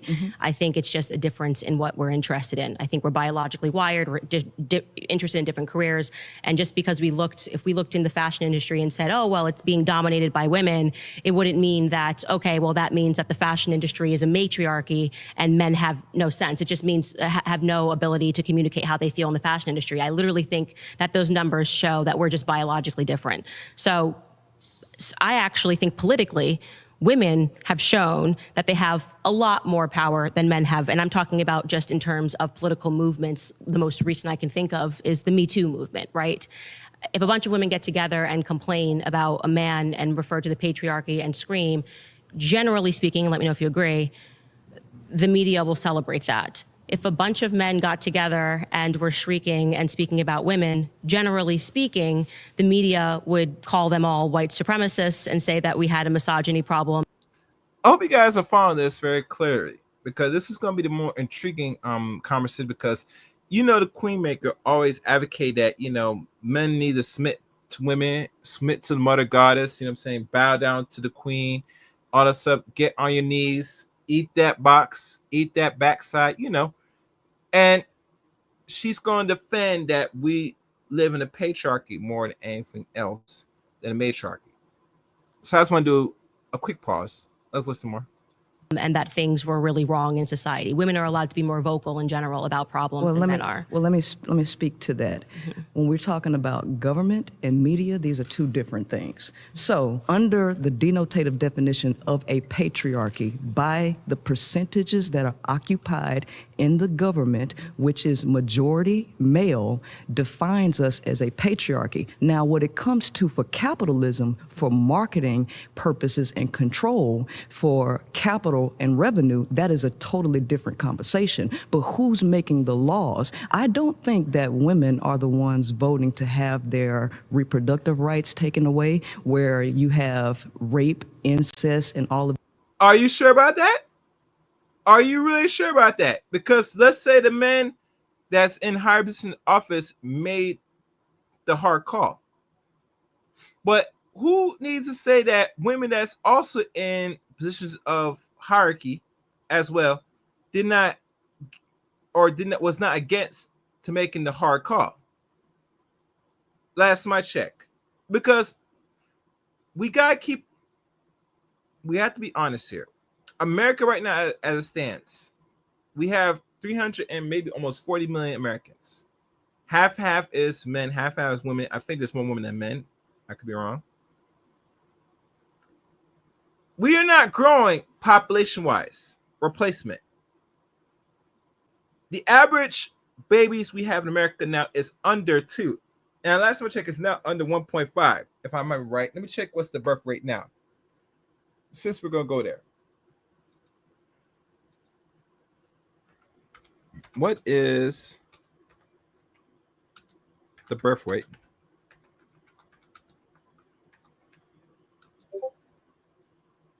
And what is the population by the sex in America? Let me see if I'm right. Let's go.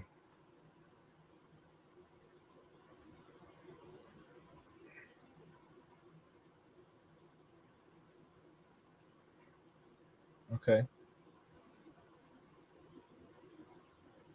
All right. So right now, as it stands from last year, and we still in 2025, the total population right now, which I'm on point, 340 million Americans. 50.5%, if you round it, another number that would be making 51%, are female. 49.5% are only male. So by default, there's always going to be more women than men in America. And how many kids per person? Any? It's per.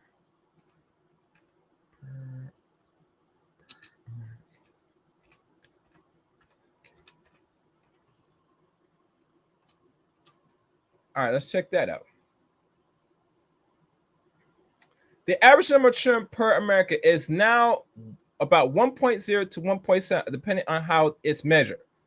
I would say roughly is 1.5, to be fair. Now, we could break it down to race if we want to go there, but right now, we're not even having average of, not even close to, well, we're having less than 2 now. That's not replacement. Replacement on the average, a good replacement has to be around 2.5. And I'm not guessing, this is the average fact that you had to have close to 3 children. If you barely knocking out 2, you're not replacement. For those that don't know. So when this woman talking about the deletions, she has to go back and think logically. America can't afford you ladies not having kids at only 1 child per person. That is below replacement, generally. Let's continue. Fair use, fair use. These things excluded to force women to be able to have. I don't think women in government would largely vote against their own interests because it's majority male, patriarchy. Okay, I think love. Yeah, you don't have to agree or think is what it is, but if you're not having a certain amount of kids, regardless of government step in or not, and I mean step in, give you subsidies. Come here and Trump say he's trying to give subsidies to Americans, especially women, saying if you have a kid, he'll give you an additional $5,000. Which most women are not going to take in because a lot of women think that they should make it more, and they forgot the country's already in $1 trillion debt, for those that don't know. So it's your natural duty that you sit to live life and produce babies. You're not doing that, it's a problem. Let's go. Love that point. Are women allowed to vote? Oh, of course they are. Who's voting that patriarchy and then out of curiosity? No, I totally agree. And you want to know why? Because there are so many women who think like you. You submit to the idea of men ruling everything. And your ideology is spread across a lot of women who also falsely believe to vote against their own interests just to complain about it in the end. You know, earlier you said that, women would be much more happier working at home, but don't you agree that it's human nature to want things that you don't have? Mm-hmm. So during the 1950s, which is something that you constantly bring up, it wasn't until 1994 that it was illegal to beat your wife. And so what we're dealing with is people wanting something, and then when they get it, they're not happy with it, and then they have to revoke that idea for something else. And so what you're saying is that women vote for these things because they have the same mentality as you. Okay, so you're acknowledging that women have the freedom to vote. Yes. And you're saying that women are still existing mentally, even with the freedom to vote. Correct. They are voting men in because we are still victims of... No, I don't believe in victimhood. I believe in lack of education and lack of knowledge, because one of the things that you also say... Do you think that it could just be that more men are running for positions of office? No, not necessarily, because remember, the United States, the average reading comprehension of people in the United States is 6th grade. So we're not dealing with educated people. Lack of education. But let's break that. Let's look at that. Education. It's going to hurt a lot of y'all people that made this far to this stream. And like I said, this video can't be monetized for good reason, because the people that made this don't want people to really do that. That's fine. I'm going to say this. I'm going to be honest with y'all. Nowhere in existence of humankind, man, woman, or what you want to call it, that they said that they're going to guarantee you should be educated onto any system. Period. Nowhere in natural law or nowhere in existence of nature said that the people that run society said we're going to educate you so that when you are educated enough to not only fight against me, but I cannot parasite and suck the blood out of you. Nowhere in existence says that. Period. So when she talked about the reading level or the reading comprehension of 6th grade and maybe higher, right? That's just a given. And I mean given loosely. The society doesn't have to really guarantee you anything that you should be on any level. You're going to have to fight for that. You're going to have to be self-taught. You're going to have to learn this on your own merit. And that's just the honest truth. Do y'all hear me? Why do you think the school systems now are dumbing down everybody now? And it's been going on for a period of the last maybe 15, or we can go as far as maybe 20 years from now. And we can go even further back 30 years ago. Why are children that are now adults, and as every generation comes up in this so-called educational system, gets more dumber? I'll tell you why. Because it's intentional. It's intentional. Now, other nations will educate their children, their society to a point. But overall, no one in any existence is going to guarantee you anything in life, including how to read, write, and be educated, so you don't get dominated and you're not going to be able to be exploited. That's not how things work up in here. So for what her saying about the reason why women vote these people in because lack of knowledge, like education, no one is going to be responsible to educate you on how they're going to keep taking advantage of you and keep taking your money and keep taking your talent. All that. They do that deliberately because they know that you're not going to do what's necessary to get yourself out of it. So what they do, they're going to put things in place. They're going to keep you educated under their watchful eye to keep you dumb. That's how things work. So yes, it is men and women's fault today, more than ever, intentionally. If you're waiting for the society or the people that run society and run systems to educate you to a point where you could not be taken advantage of or someone suck your blood, you are delusional. Very delusional. Fair use. Let's continue. Is the cause for what we see in the world. And if we educate the women better, because a nation can rise no higher than its woman, and if she reading and comprehending at a 6th grade level and popping out a lot of kids, because the brokest people in the world pop out the most kids. So if we have... No, broke people don't pop out kids. It is natural in human nature to continue the species going. Because think about this. Before they had institutions of schools, what people were doing, people were living off the land. They're making their way. Hell, some people were more innovative at the time before there was a such thing called schools. And they were having the kids, as we see today, 5 or more kids. Now that we're in a society that's more technically advanced, or we call it tech age, and we're in more cities that is run by technology, the need for human capital is less, very less. And so less to the point that now you hear them talking about, say, well, these women are having babies because they more focus on themselves. Also, so I think women are doing what they are doing because society and the environment is dictating how they move in regards preserving and moving on the species. So I'm not sure what she's trying to get at, that educating women more is going to make it better where they don't have to be falling under men or be dictated. Nope. Women are moving accordingly because they want to move accordingly. And not only that, the environment dictates they move according else as it should be. Women are dumb.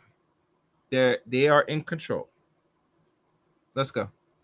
have those people voting, of course they're going to vote against their interests because they're voting for some utopian society that will never exist. Okay, so that's why you think Kamala lost. This ain't even about Kamala. Because you're talking about women.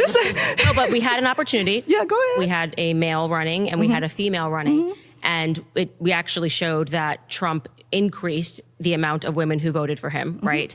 So I'm asking you, do you believe that the reason that happened was because women became less educated during that time? They've always been less educated. Did you know that UNESCO says that that 2/3 of the 7.7 million illiterate adults is women? Illiterate. And we have 6th grade educated people voting. And guess who? Guess the dominant population? It's white women. And so guess what? Now you have to add a race element into that, which you already know exists. Because we, as black folks, we ain't the dominant people voting people in. Okay, so now when we have to go into white supremacy and feminism, now you have to look at the mind of the people who actually have economic success and what they're voting for, because classism actually matters as well. So I'm sorry, but a lot of people vote based on their feelings and not based on policy. Pause, guys. Yes. Sorry, you've been voted out by the majority. Please return to your seat. Thank you for the respectful conversation. All right. I'm not sure what to make of that. Thank you guys for watching. If you watch it in the building, please hit the like button, share the stream. Hope you guys agree with my views. I got less likes and views. I don't know why that is. I'm not sure why it's so hard for most people that's watching this to hit the like button. What's going on, guys? I know y'all consume the content. Is hitting the like button that difficult? I'm just saying. Just saying. As you know, with Candace, she mentions Kamala and Trump. I'm not sure what they have to do with the decisions of people, but let's go there. Let's say women today are more illiterate than before. That's by design. I remember when they talk about back in enslavement, they educate most of the black female slaves than the men, because they know that if they educate the men to the point, the men are not only going to overthrow the master, but are able to move more better in society. So now we look at the illiteracy rate today in America. And I believe, yeah, most people that are more illiterate than they are now, because most people are very lazy and don't want to read and don't want to better their literacy.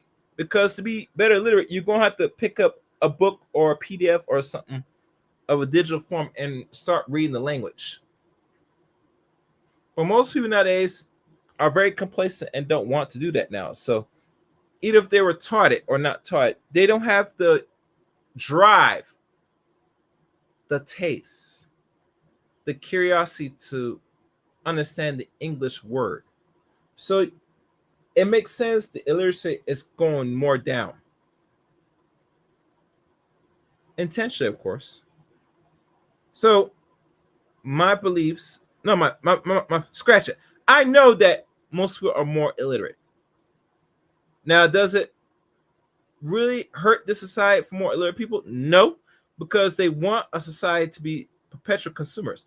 The more illiterate and more dumb you are, the more you're not going to be aware of certain things that's been put for you in digital form, paper form.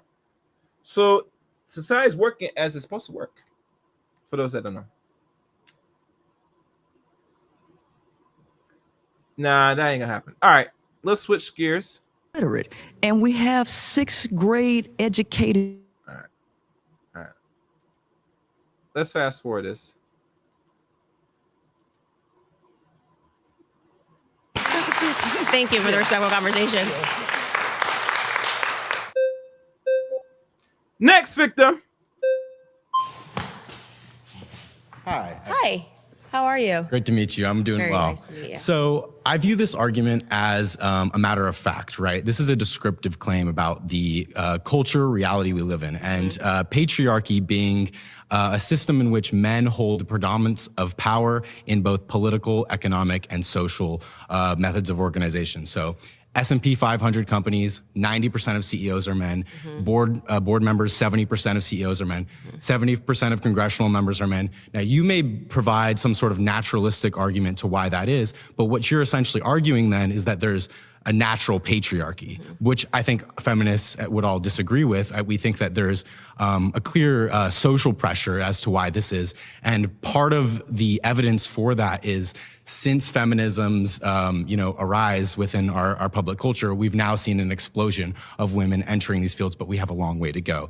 But fundamentally, the claim regarding patriarchy or matriarchy, we are so much closer to where we were just a few decades ago or a couple generations ago where women couldn't hold a credit card than a system where men can't hold a credit card. We're still much closer to that form of society. Why would you say that we're closer to that? What do you mean by that? Did you just qualify that? Because in terms of economic power, so for example, household wealth, women own 55 cents to every dollar a man owns. Who controls household spending, though? You talk about how the money's made in America. How is it being spent? Who spends it? So it's primarily spent by women, as you've noted, but then the money where the profit's being generated, it's being generated by men. Would you rather be the people that are spending and deciding on what the money's being spent on, or would you rather be the person that's just working to earn that? Well, CEOs and board members aren't working. They own the shares and they're making the profit. Well, when you own profit is making. You would much in a capitalist system, by definition, you would much rather be making the profit than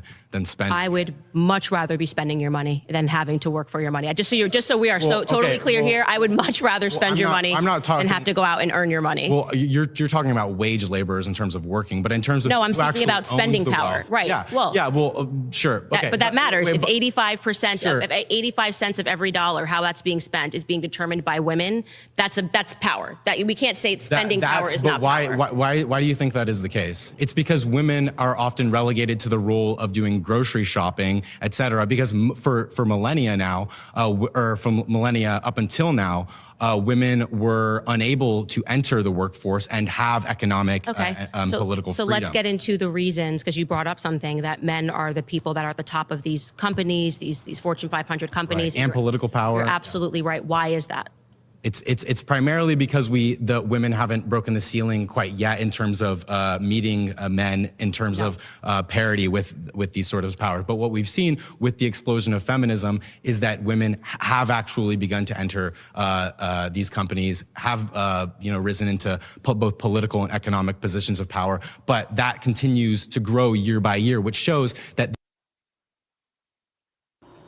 Are you guys following this man in regards to this debate about power of women? I'm curious. Let me know in the chat room.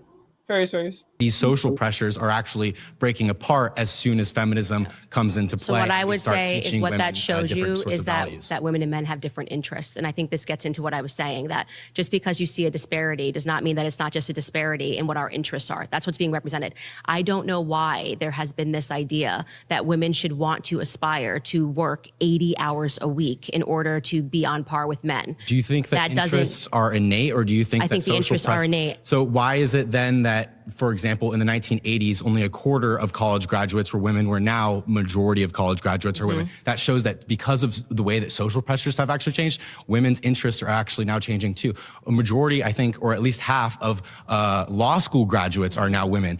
It used to be the case for example, a few hundred years ago, that a lot of primary philosophers like Immanuel Kant, Hegel, didn't even believe women could be reasonable. Now here you are today doing a debate with me where we're using logic and reason to get to these pros, and nobody here would dismiss the claim that you can't be rational or logical or be, for example, a great lawyer because you're a woman. Right. So I totally agree with you that women, but I think they have actually entered into the workforce. I mean, entered into college under this external pressure of feeling that if you don't go to college, you're going to be a failure. So you admit and that knowing pressures that are a part of the way interests work. Yes, but we're disagreeing on where the pressure is coming from. Like, I think that now the pressure is that if a woman doesn't enter the force, there's no longer this idea that, okay, we're going to come together as a family, whereas there was this reality that there was this understanding that you would have a partner. People were getting married when they were 18, 19 years old. Right. Our grandparents, now it's because of feminism. And I'm saying this is the downside of feminism. Women no longer have that sense. They think Right. that they have to be pressured to go take out a loan to go to college, and then you have the pressure to get. Well, they have the same pressures as men because women Right. no longer rely on But- it for an income. Pause. You've been voted out by the majority. Please. I did like our conversation. Might have to come back to you. All right, you might hold your end a little bit. Candace likes to back and forth with you. You're a reasonable gentleman. Maybe she'll bring on her podcast in the near future. Who knows? But next victim.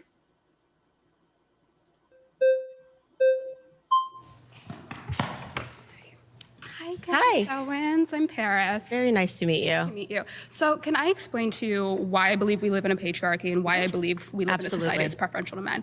So, I'm going to use the example of male violence. There's a lot of places I can look, but we're going to talk about that. 81% of women have been sexually assaulted. 1 in 6 have been raped. 1 in 4 women are the victims of domestic violence. 98% of perpetrators of rape and sexual assault are men. 95% of perpetrators of domestic violence are men. In regards to human trafficking, 70% of human trafficking victims are women. So we're seeing a very clear issue of men being violent towards women. And then when we look at the way that our government handles that, 1 out of 3 rapes go reported. And then out of the ones that go reported, 7% end in jail time. So if we're looking at that and we're looking at the fact that our government doesn't really get that worried about male violence. Well, so what I would say is, going back to biological differences, men are naturally inclined more towards aggression than women are. So I am not shocked by you telling me. It's, even if you looked at, like I said, male on male crime, you would see that there are more instances of men killing other men than there are instances of women killing other women. And that, I think, actually speaks to our biological differences, which is actually at the root of everything that I believe about feminism being a lie, is because they're trying to program people to believe that men and women are the same. Now, I don't think that pointing to the fact that men are more aggressive than women, which is a point that you and I 1000% agree on, whether or not that manifests in the very wrong way, men harming other men, which I think they do more probably than they are beating women, men on male violence. That manifestation doesn't change the fact that men and women are just biologically hardwired different. I think it's actually proof of that. And I don't think it has anything to do with the fact of power dynamics in this country, because to the contrary, if you look at prison rates and talking about how disparities don't mean anything, the majority of overwhelming people that are in prison are male, right? There's a reason for that. So when it manifests in a good way, that male aggression, is the reason why we have men defending us, men that are willing to go to war and die for our nation. So aggression being an aspect of masculinity has nothing to do with the conversation of whether or not feminism is harming women today. Yeah, I mean, I agree with you that we agree. women are biologically different. Yes, men but what I want you to connect it to is, I guess, power. Because what I'm talking about when I say that we're existing under a matriarchy is that I believe that the social pressures politically and socially that are coming, and even within our music, if we talk about Hollywood, it's very much that has power become means nothing. Like, just because who was on the top music charts or whatever are women, okay, how many women have paid maternity leave? Okay, that's not like how are things panning out in the family courts? Why are abusive men having access to their children? Like, why are Now, what do you mean by abusive men have access to their children? I want to ask her that, and really, let's go down that rabbit hole. Was the man abusive after he put the phallus in you and busting it in you, or he was always like this before the kids were conceived? These are questions we need to start asking. Cause I'm hearing this thing about abusive men, and this woman looked like she's unfortunately been traumatized most of her life. But anytime I hear women like her, anybody else that talk about the abuse or and also, I'm thinking, baby, I think you need some extra help. You need to do the shadow work, like literally do some serious shadow work. And I think most women refuse to do this because in their mind, if any form of, I guess, violence that's inflicted on them, whether they initiate or not, in their mind overall, they look at all men are bad. Most particularly, they will look at the race of men, particularly black man, as bad if one black man does them something, roughly. Either allegedly or not. So look at all, even the one that is the I guess the geeky, the less talkative, or any of men, or even the ugly man, if and a lot of women use the word ugly loosely, that they look at these set of men in the group as abusive. So they justify their logic and their rhetoric. And I'm saying this personally, you need help, baby. That's a sign that you need some serious help, some serious counseling, some actual therapy. You need to get off the antidepressant drugs or any form of pills that your so-called shrink or your psychotherapist prescribes to you, because it's not helping. Especially you talking about these abuse men get access to children. So you tell me these men that you could see that either you're aware that he's abusive, which most of them do know, and they still mess with him and give him a baby, that it really they should be out on the market with their child from their abusive baby daddy, roughly. I would say husband, but most of them not getting married, but their baby daddy, and they'll bring their baggage into their market for next man. I don't effing think so. I don't think so at all. Fair use, fair use. Women making less than men, like what? I mean, none of that means anything to me. So that gap, obviously, I'm sure you've recognized the gender gap has been debunked so many times. It's almost foolish to debunk it again. Well, you could say, yeah, that most women will go into jobs where they're making less, Yes. but then it does answer the question of why do we not value women's labor? That's not valuing women's labor. It's just a reality that if you are going to be a person that aspires to become a brain surgeon, you are going to make more money than a person that aspires to do something that's, like in the household. Can we go back to the male violence question? Yes. Why does our country not persecute men then who are rapists? Well, the majority of people who are in prison are men, so I don't know what you mean that we don't prosecute men that are rapists. We even prosecute people. 7% go to jail. Only 7% go to jail. I don't know what that has to do with the question of whether or not we're living in a matriarchy or a patriarchy. Because our government is preferential to men. You're saying that they only like to arrest men when they kill someone, but our government is awarding men for raping women. I don't understand what They're not. They don't care. Rape is effectively legal. You can literally rape a woman and you have a very low likelihood of actually going to jail as a man. Rape is effectively legal. It's effectively legal. How many men are actually going to jail? All right. We got an opponent. We're gonna look this up for this bald head bitch and see if she's accurate. Is people that are rape victim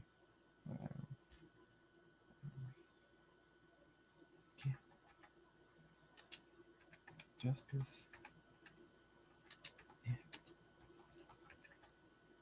I'm gonna look this up. I doubt I'm gonna get an answer to this.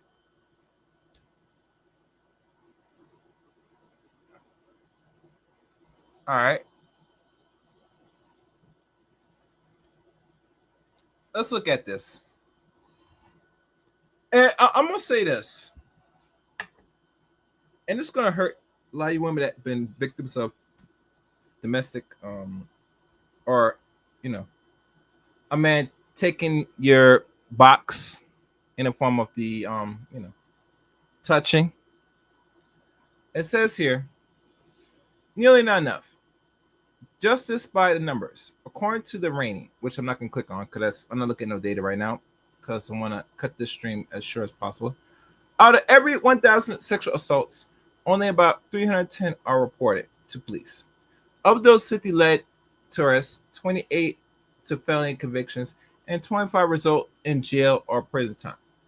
That means only 1 in 40 pre-predatorial end up behind bars. Okay. Why are few cases led to justice? Many survivors don't report due to fear of retaliation, shame, belief that police won't help. Now, this is the problem.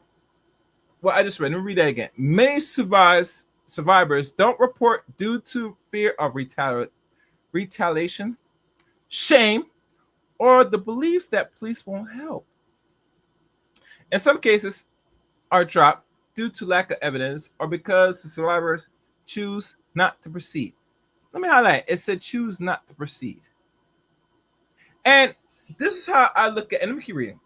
The legal system can traumatize with survivors often facing disbelief or invasive questions.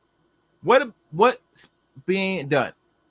Some states have adopted affirmative consent laws and trauma-informed training for law enforcement. Advocacy groups are punished for better survivor supports, what we call the rape kits testing, and legal reforms. Okay. But the gap remains, especially for marginalizing communities. where access to justice can be even harder. About a form personal economic advocate angels can help you explore survival issues. Okay. So now I'm going to put this question again and look at another resource of another Google search. Let me see if I can copy this. And thank y'all for watching. Please like the stream. I'm getting less likes than views, so I'm not sure what's going on here. I don't think you guys liking the video. I think you just watching and refuse to hit the like button. I don't know why, but let's look at another search.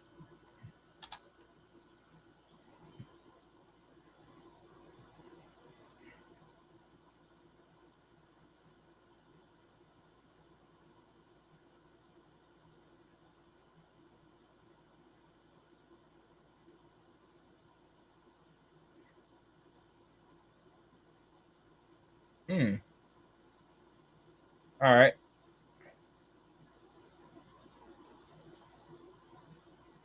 Okay. I'm looking at it now.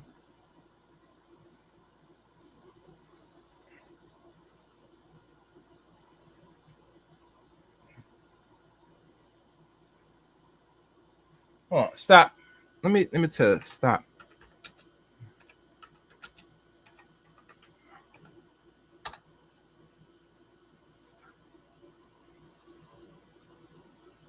Hold on.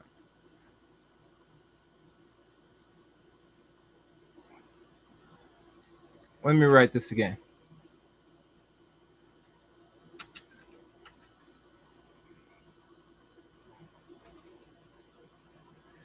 All right, right, just in America. Oh.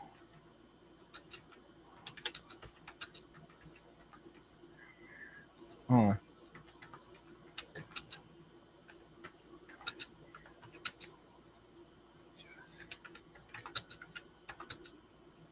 All right, let me write this again. CT, okay.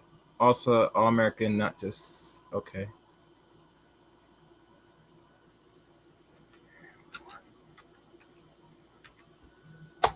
Let me see if I get a better search engine.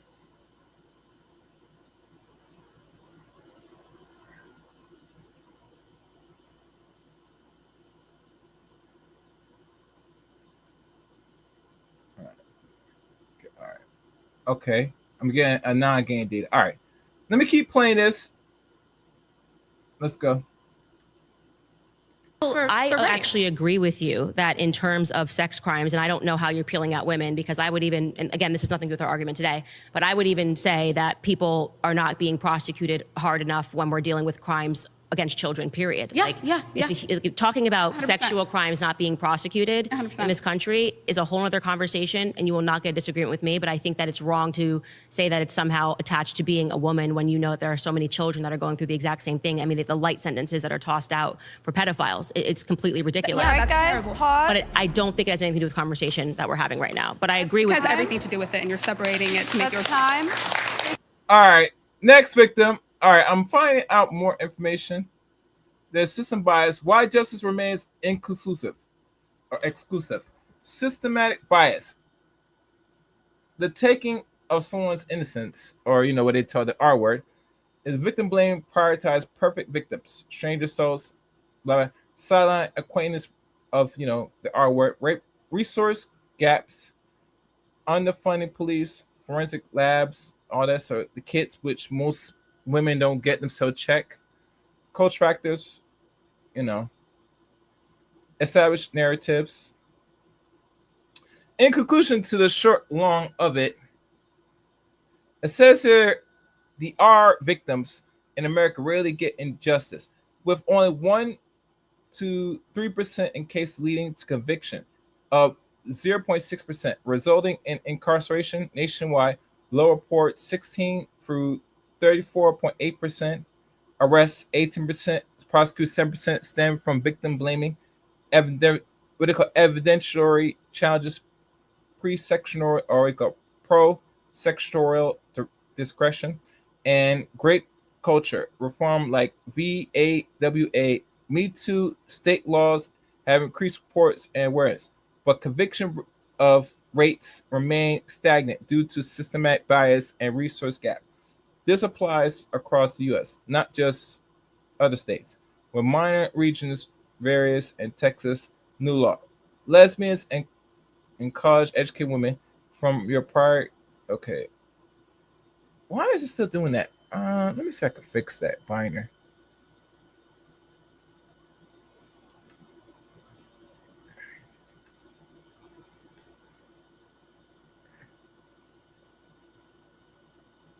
All right.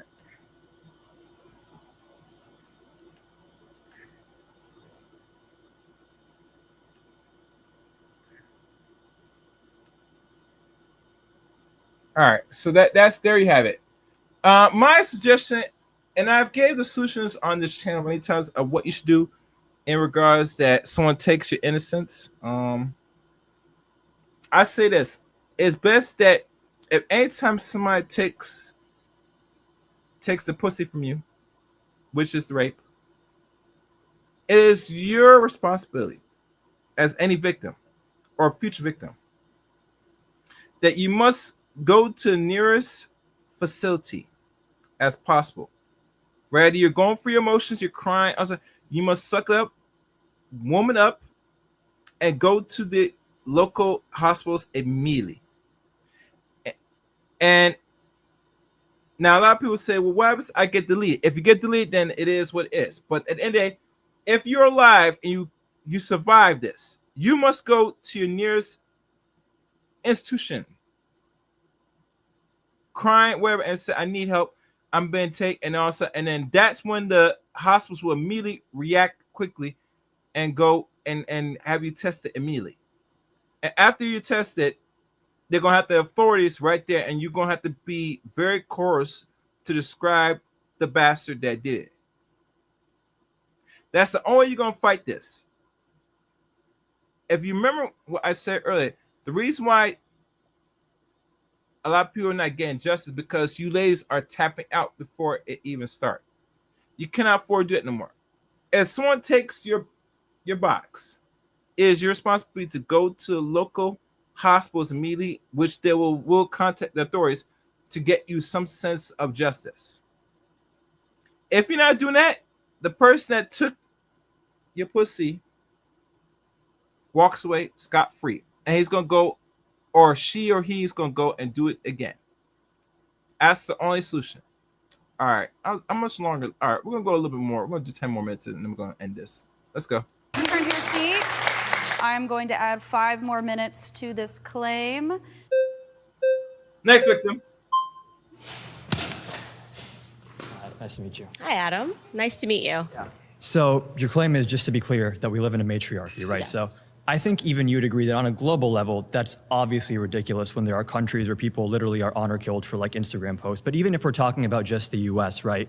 We don't have paid maternity leave. Abortion is illegal in over a dozen different states. And as someone earlier was mentioning, women are overwhelmingly the victims of sexual violence and domestic abuse. So that doesn't seem like a very well-designed matriarchy where women are victims or, lacking power in so many different realms of society on like a structural level. I just do not think that women are lacking power on a structural level because they can't, which they can, by the way, abort their children. Is that like one of your components? Is that there's many states where abortion is illegal? Do you dispute that? I am going to dispute that having a child is somehow something that restricts women in any capacity, like you're saying. What about the ability to decide what you do with your own body? I don't believe that I don't believe that murder is something that you should be allowed to decide. Sure, and murder is the legal. It's actually what you're doing to somebody else's body. Sure, so I'm murder- pro-life. So Sure. the argument that, well, women will only be free if they're able to, kill off their own offspring, to me is that's a really extremely off-colored. Yeah, well, I guess if argument you for me. frame it that way, everyone kind of has to agree with you. But when we're talking about abortion, when 99% take place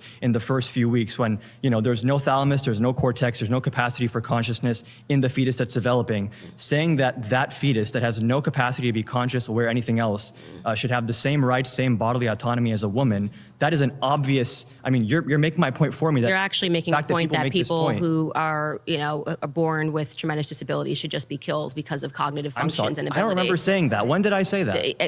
The best argument, which Hold on, again, no. this is sidetracked. You're saying that Let's get back on track. Kill people with disabilities. Well, I'm saying that if you're saying, no, I am saying that if you're saying that it's cognitive ability and at what the stage ability you to think. be conscious, and just so we're clear, disabled people are conscious. They're aware. Okay. So the best argument that it is a life is the fact that you have to kill it. You have to have a procedure to kill it, right? So you have to intervene on the there's development. Like you living said, you human called cells in it, but you it's called not it conscious. a developing life. Sure. If you have to go into your body and murder it, then I'm not it's disputing that murder. there's living human cells in a fetus. Again, so we It's not can the we can just question. tack that off because we just have a fundamental disagreement on Sure, whether or then not we a can child talk is a about life. paid and I maternity don't leave. think- People have been talking a lot about whether you have to be a mother, you Yes. have to work. A lot of women have to pick one or the other because in many cases, if you want to have a child, first of all, there's a big gap in your resume, so getting a job after that might be super difficult. And then secondly, even in the process of having that child, being pregnant, especially in the third trimester, and then raising the child where the vast majority of the burden typically is on the mother, the workplace and our system of our economy is not tailored to make that easy for them. I actually totally agree with you, and this gets Paid into maternity leave, this. you agree? I don't know. Actually, I'm agreeing with you that this pressure that you're describing exists for women, and I'm saying that it exists for women because of the feminists that came before who argued for women to enter the workplace. So what you're saying is the solution didn't work, and it actually produced more problems, and now we have more problems, and we need more governance to be able to tackle these problems. So you're Any like, system we that's need the forcing government- women to make certain decisions, I just wouldn't it's call not that forcing feminism women to to begin make- with. it's not Women should have the forcing- option to choose, do I want to be a stay-at-home mom? Do I want to work? Do I have some mix of both? Right. That's the entire point here. But you are also making an argument that if you are a woman who does run a business and does have employees, that they should be forced to pay them maternity leave. Sure, yeah. Okay, so let me That's tell you- like saying taxes are forced. Yeah, there's certain things the government does to regulate our economy to ensure equality and justice and Okay. better outcomes. Okay, Yeah. but just so you know, when you do that, like to a small business every owner, other developed country does. what you are arguing for is supporting big corporations and taking out the little guys because I'm arguing for supporting people that want to be mothers and also work at the same Right, time. The mechanism we do that with, it can be but subsidies, you taxes. guys like- can't just keep this. You can't say that we can't have we can't get down to the economics like of what it actually implies, right? I have an economics degree, and I can tell you if there's a small business that can't afford to pay maternity leave, Right. the government would probably subsidize them and help Right. cover the costs. Where is the government getting money from? This is Tax this revenue, I mean. Right, exactly. So we'll from see how us, Trump's just to be tariffs clear, work out, from us, and this is the thing that gets me about all of these debates. Yeah. The magic solution that everybody has is that we just need to It's tax not the magic. government Every more. other developed country has Okay, paid but no, maternity but leave. it's not magic as in like the guess we money should go is to these coming. magical countries The money is coming from you. It's coming from us. So you're sitting Yes, here that's how saying, taxes work. Yeah, Yes, like- we should be raising taxes. Yeah. Okay, and this is the entire problem is that the government is already taxing homes times two, and people Sure. are already struggling with what's being taken out of We're their not taxes. taxing capital gains properly or corporate profits properly Sure, you or have high something income properly. that there's a reason that we should be taxing more here, there. It's an The point efficiency is that problem. the reason Don't you guys why want like government families efficiency? are having Maybe bring in more revenue to help Okay. women be mothers? Like, what I'm saying is that you are just creating a cyclical argument. You're basically saying that women want to be able to have it all. Women cannot have it all because the government. choice to do what they'd like. Okay, but you're saying women should have the choice to have it all. Okay, so you're That's saying a really interesting way of putting like do you have it all right now where you're working and you're also a mother? Is that having it all? No, I'm saying that it's not possible for women to have it all. It isn't Okay, possible. what do you and, have? and that's one of the, whatever that, that is what I would want other women to have as well, which is the flexibility Right, so to you're- work a job and also raise kids if they'd like. No, but that's exactly. You guys keep arguing that what people want is more flexibility. So you're acknowledging that right now, with feminism on fire, we are agreeing women are going into the Feminism on workforce. fire, okay. Like I'm just kind of using a hyperbolic Okay, expression. okay. Like Candace, why are you arguing with this dude?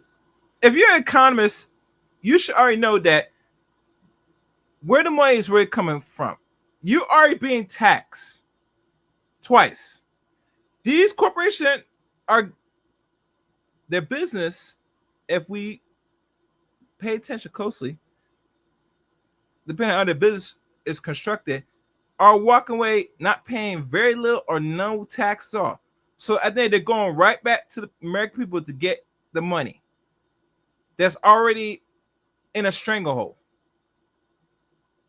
Now, unless you're talking about start going back to these corporations to make incentives instead of taxing the American people, and they just play their part to put their money in the pot to support these women, you need to sit down and shut the fuck up. I'm not sure what type of economy you guys learn in class. I think they tell a lot about people about economics, in my opinion. Outside America, they don't have these problems about maternity leave and all this other stuff. Only in America, because we're a capitalist system, only that they like to screw you and give the big heads more of the money. Just saying. Yeah, I noticed that too. I've noticed that. Guys, support the channel, please. Hit the super chat or cash app. I will sure appreciate it. Let's go. Okay. Feminism is everywhere. We are arguing that women need to have more opportunities. Women need to have more rights. They've taken that. Now you have the majority of people that are graduating with college degrees are in fact women. Men are committing suicide at a higher rate than women. We're looking around the world. Feminism also would push for like increased Great, awareness fine. of men's We don't mental need health. to- So like that's fine. Great. You love feminism. That's great. We already know that. Yeah, We get it. most Americans agree with me, by the way. that, like women should have Actually, paid I maternity think leave. culture If you go is issue by changing. issue and by values, they might not associate with the term feminism because people like can't you have made major- it you toxic. can't- But the actual The next values that thing is that undergird feminism you will move are the extremely goalpost, popular. and then when they begin taxing so that we can account for paid maternity leave for 3 months, which basically means a small business owner has to not have an employee while having to pay months and months and months. Like the person's not there. They're not actually. Small business doesn't have the revenue to cover paid maternity leave. The government would probably subsidize them to make up the cost. No, I actually think that the way things were made more sense, where we had an environment where you could afford to take care of children with just one person So you bringing would- in income in the house. Is that possible in the current environment? You can obviously. When things are going to get way more expensive with these tariffs Well, as when well, we like it's start- not going to be easy to afford anything in the coming years. Is it going to happen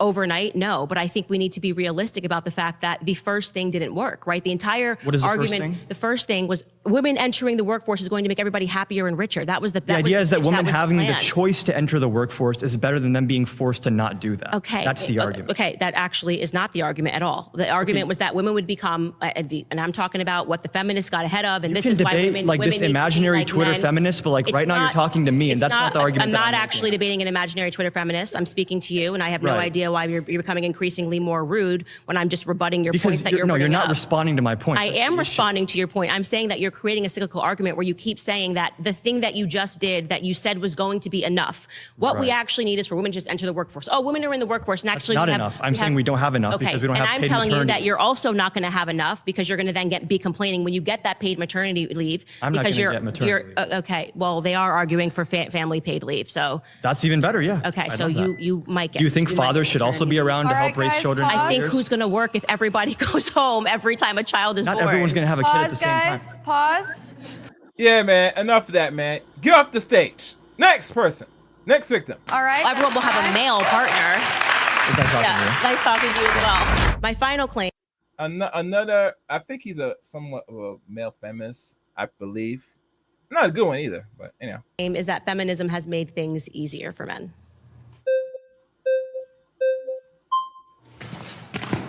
Hi. Hi. I'm Jenny. Candace. Nice to meet you. Nice to meet you. You said that feminism is easier for men, or is It's made things, I think, easier Made in things society easier for for men. men. Yeah. Now men don't have to commit, and they're being offered sex from women for free. So they have to actually effectively do less and be motivated less because feminism has kind of insisted on this culture of sex and hooking up. And I think that has been a net negative for women. On good faith, I just want to say I think you're approaching this with like the best interest for women. Like you think that is negative for women and harmful. And I think in some aspects we can agree to that.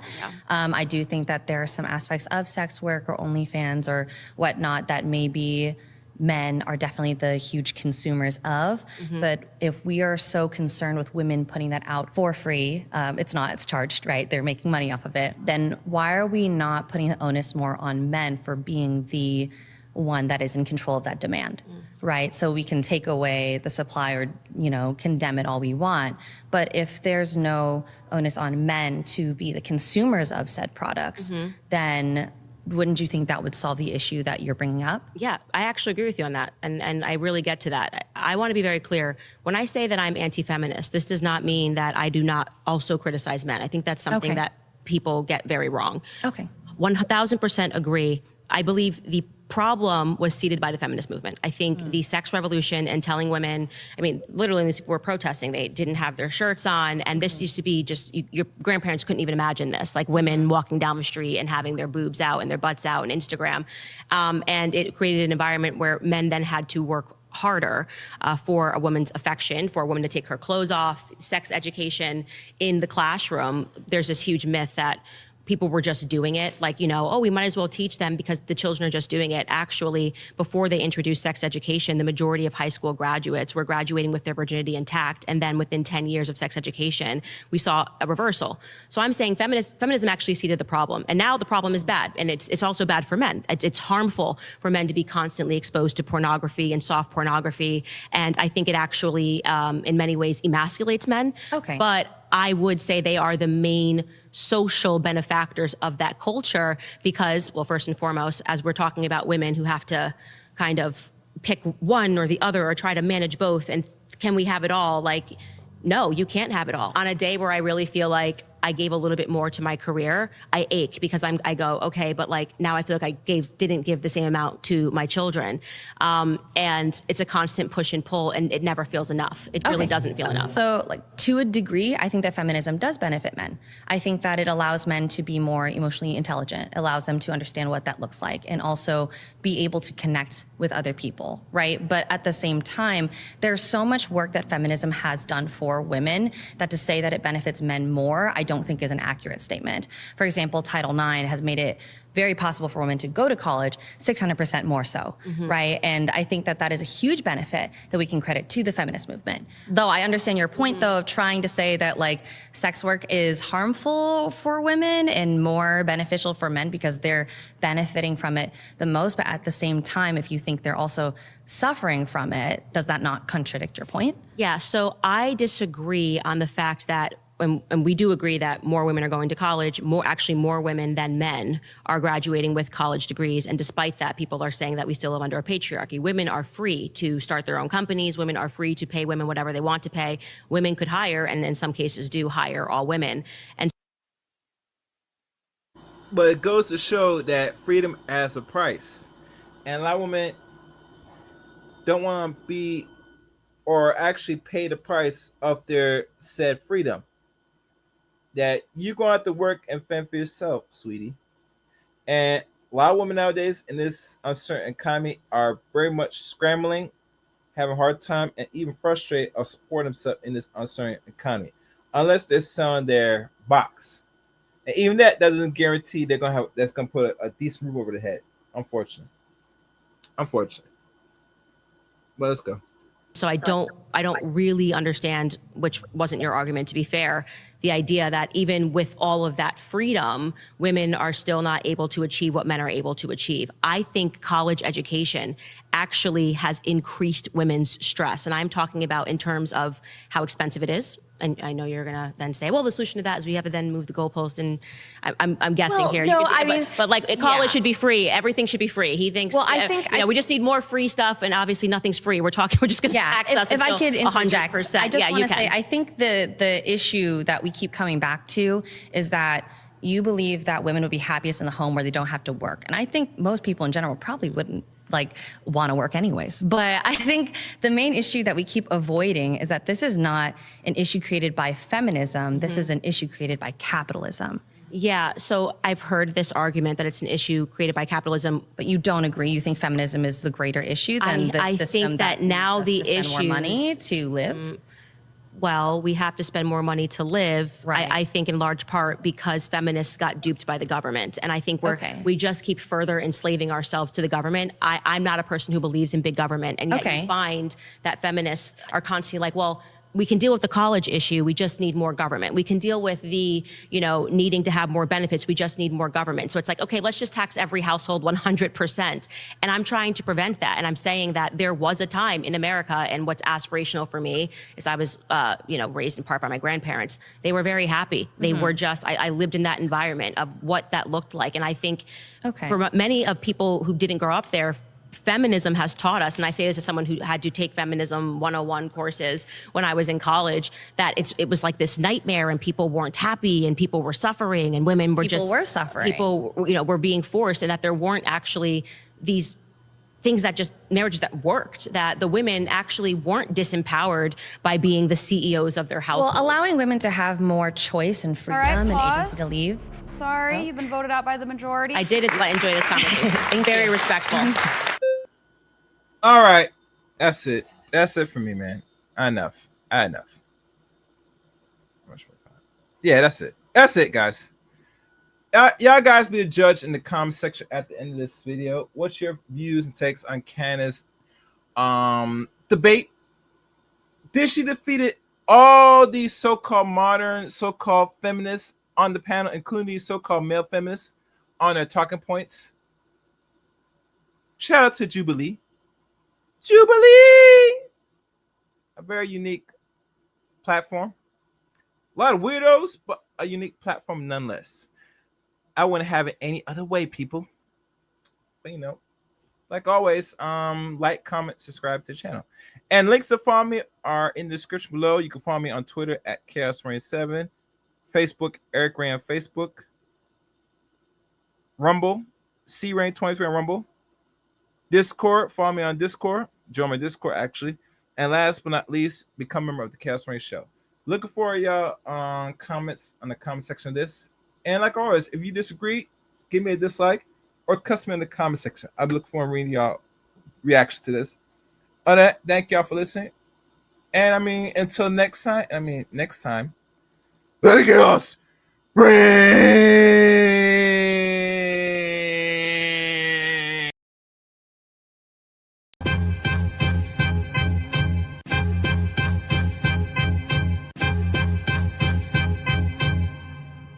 Man, fuck all you hoes. Fuck you and your mammy and your granny too. And fuck all you hoes. I'm sick of this shit. Fuck all you hoes. And fuck all you. Don't give a damn, bitch, what you wanna do. And fuck all you.